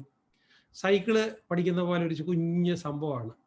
അത് ചെയ്ത് പരാജയപ്പെട്ടു പോയാൽ വീണ്ടും കുഴപ്പമില്ല, മറിഞ്ഞു വീണാലും പ്രശ്നമില്ല, വീണ്ടും കയറി പഠിച്ചു കഴിയുമ്പോൾ. അപ്പോൾ ഇന്ന് ഞാനിപ്പം BMS 2 കഴിഞ്ഞ ആൾക്കാരെയൊക്കെ ഞാൻ സൈക്കിളിൽ കയറാൻ പഠിച്ച പോലെയാണ്. എങ്ങനെയാണ് ഈസി ആയിട്ട് റിയൽ എസ്റ്റേറ്റ് ചെയ്യുന്നത്, എങ്ങനെയാണ് അത് എത്തിക്കലായിട്ട് വളരെ ആത്മീയമായിട്ട് എങ്ങനെ റിയൽ എസ്റ്റേറ്റ് ചെയ്യാം, തുടക്കം മുതൽ ഒടുക്കം വരെ പഠിപ്പിച്ചു. ഞാൻ അതിനകത്ത് അവരെ പഠിപ്പിച്ചതെന്ന് പറഞ്ഞു കഴിഞ്ഞാൽ, അപ്പോൾ പഠിപ്പിച്ചപ്പോൾ ഞാൻ ടാർഗറ്റും കൊടുത്തു. ഒരു കുഞ്ഞ് ടാർഗറ്റാണ് കൊടുത്തത്. December 31 10 ലക്ഷം രൂപ നിങ്ങളെ കൊണ്ട് ഉണ്ടാക്കാൻ പറ്റുന്നില്ലെങ്കിൽ എൻ്റെ ക്ലാസ്സിൽ വരരുത്. ഇനി ഒരു ക്ലാസ്സിലും ഞാൻ കയറ്റില്ല. എനിക്കറിയാം മിക്കവാറും പേരെല്ലാം ഉണ്ടാക്കും. അതിനുള്ള പണി ഞാൻ പഠിപ്പിച്ചു കൊടുത്തിട്ടുണ്ട്. അപ്പോൾ അവിടെ ഒരു നമുക്ക് എന്താ വേണ്ട വിജയിക്കാനായിട്ട് വേണ്ട. അപ്പോൾ ഞാൻ പറഞ്ഞു ബിലീഫ് ചേഞ്ച് ചെയ്യാൻ പറഞ്ഞു. അടുത്ത് എന്താ വേണ്ടേ? Attitude. We have to change our attitude. അപ്പോൾ വിജയത്തിന് വേണ്ടുന്ന സ്കില്ല് ഓപ്പർച്യൂണിറ്റിക്ക് അപ്പുറത്ത്, സ്കില്ല് ഇല്ല ഓപ്പർച്യൂണിറ്റിക്ക് അപ്പുറത്ത് വേണ്ടത് എന്താണ്? ആറ്റിറ്റ്യൂഡാണ്. ആറ്റിറ്റ്യൂഡ്. അപ്പോൾ ജപ്പാൻകാരിൽ ഞാൻ കണ്ടത് ആറ്റിറ്റ്യൂഡാണ്. എത്രയൊക്കെ തടസ്സങ്ങളുണ്ടല്ലോ അതിനകത്തോടെ തന്നെ അവർ രക്ഷപ്പെടുക. അപ്പം നിങ്ങൾക്കും ഈ വരാൻ പോകുന്ന ആഴ്ച മുഴുവനും നിങ്ങൾക്ക് ഭയങ്കരമായ പോസിറ്റീവ് ആറ്റിറ്റ്യൂഡ്. എന്നും എന്ത് കാര്യവും തടസ്സമുള്ളത് കണ്ട ഈ തടസ്സം ഞാൻ അത് നടത്തിയെടുക്കും.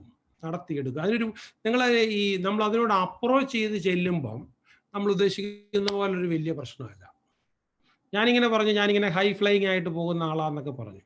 പക്ഷെ ഒരു അത്യാവശ്യം വന്ന ഒരു മാടക്കടയുടെ ബെഞ്ചിൽ കിടന്ന് ഉറങ്ങണ്ടായിട്ട് വന്നു കഴിഞ്ഞാൽ എന്നെ സംബന്ധിച്ച് അത് വലിയ കാര്യമൊന്നുമല്ല. ഞാൻ സുഖമായിട്ട് എൻ്റെ ബാഗൊക്കെ താഴെ വെച്ചിട്ട് ബെഞ്ചിൽ കയറി നല്ല സുഖമായിട്ട്. അപ്പം ഞാൻ മനസ്സിൽ പറയുന്നതറിയോ, എത്ര കാലമായിട്ട് ഇങ്ങനെ ഔട്ട്ഡോറിൽ ഒരു ബെഞ്ചിൽ കിടന്ന് ഉറങ്ങാനായിട്ട് എനിക്ക് സൗകര്യം കിട്ടി. ഇതൊരു നല്ല സംഭവമല്ലേ എന്നേ ഞാൻ ചിന്തിക്കത്തുള്ളൂ. ഇവിടെ കിടക്കണ്ടായിട്ട് വന്നല്ലോ, കൊതുകടിയും കൊണ്ട് ഇവിടെ കിടക്കണ്ടായിട്ട് വന്നല്ലോ. അങ്ങനെ പ്രശ്നമൊന്നുമില്ല. അതിൽ തന്നെ കിടന്ന് ഉറങ്ങാൻ പറ്റുമെന്നുള്ളതല്ല. അപ്പോൾ ആ രീതിയിലാണെങ്കിലും കുഴപ്പമില്ല. ഇനിയിപ്പോൾ ഒരു കാര്യമാണ്, ഒരു ദിവസത്തേക്ക് എനിക്ക് ആഹാരം കഴിക്കാനേ പറ്റിയില്ല. എന്ത് വിചാരിക്കും ഞാൻ? എനിക്ക് ഫാസ്റ്റിംഗ് എടുക്കണമെന്ന് കുറേ നാളായിട്ട് ആഗ്രഹിക്കുന്ന ടുഡേ ഈസ് ആൻ ഓപ്പർച്യൂണിറ്റി. അപ്പം കറണ്ട് പോയിട്ട് ഒരു ദിവസം മുഴുവൻ വേർത്ത് കുളിക്കുകയാണെങ്കിൽ എൻ്റെ ശരീരത്തിലെ മാലിന്യങ്ങളെല്ലാം, കിഡ്നി അരിക്കാത്ത മാലിന്യങ്ങളെല്ലാം ഇപ്പം ത്വക്കിലൂടെ പയ്യെ പുറത്തോട്ട് പോയിക്കൊണ്ടിരിക്കുകയല്ലോ. അകമൊന്ന് ശുദ്ധി ചെയ്ത് കിട്ടുമല്ലോ. ഇങ്ങനെ ചിന്തിക്കത്തുള്ളൂ. അപ്പം ഇതൊരു പോസിറ്റീവ് തോട്ടാണ്. അപ്പോൾ ഇത് ഒരുപാട് പേരിൽ നിന്ന് പഠിക്കുകയും ഒരുപാട് പുസ്തകങ്ങളിലും ഒരുപാട് കോഴ്സുകളിലും പോയായിരിക്കും എനിക്കിങ്ങനെ വന്നത്. പക്ഷെ എന്താണെങ്കിലും അത് എനിക്ക് ശേഖരിക്കാനൊരു മനസ്സുണ്ടായതിനെ ഞാൻ സ്വയം അനുമോദിക്കുന്നുണ്ട്. അപ്പം ഞാൻ നിങ്ങളോട് പറയുന്നൊരു കാര്യം എന്ന് പറഞ്ഞാൽ, ഈ mind power, law of attraction ഒക്കെ ശരിക്കും വർക്ക് ചെയ്യണമെങ്കിൽ നമ്മൾ ഇതേപോലെ ഒരു ആറ്റിറ്റ്യൂഡ് ഏത് സാഹചര്യം ഉണ്ടായാലും, ഇനി നമ്മൾ പോകുന്ന വഴിക്ക് നമ്മളെ തെറ്റിദ്ധരിച്ചിട്ട് പിടിച്ച് ജയിലിൽ കൊണ്ടിട്ടോ, കേരളത്തിലെ ജയിൽ കാണാനും ഒരു ഓപ്പർച്യൂണിറ്റി എനിക്കല്ലാതെ ഉണ്ടായിട്ടുണ്ട് കേട്ടോ. ഞാൻ ജയിലധികൃതരെ പഠിപ്പിച്ചു കഴിഞ്ഞപ്പോഴത്തേക്ക് ഞാൻ പറഞ്ഞ് നിങ്ങളുടെ ഈ പ്രശ്നങ്ങളൊക്കെ പറയുന്നുണ്ട്, പക്ഷെ ഞാൻ ജയിലിനകം കണ്ടിട്ടില്ലല്ലോ. സാർ ഒരു ദിവസം വരണം സാർ, നമുക്ക് എല്ലാം കണ്ടിട്ട് പോരാ സാർ എന്നൊക്കെ പറഞ്ഞു.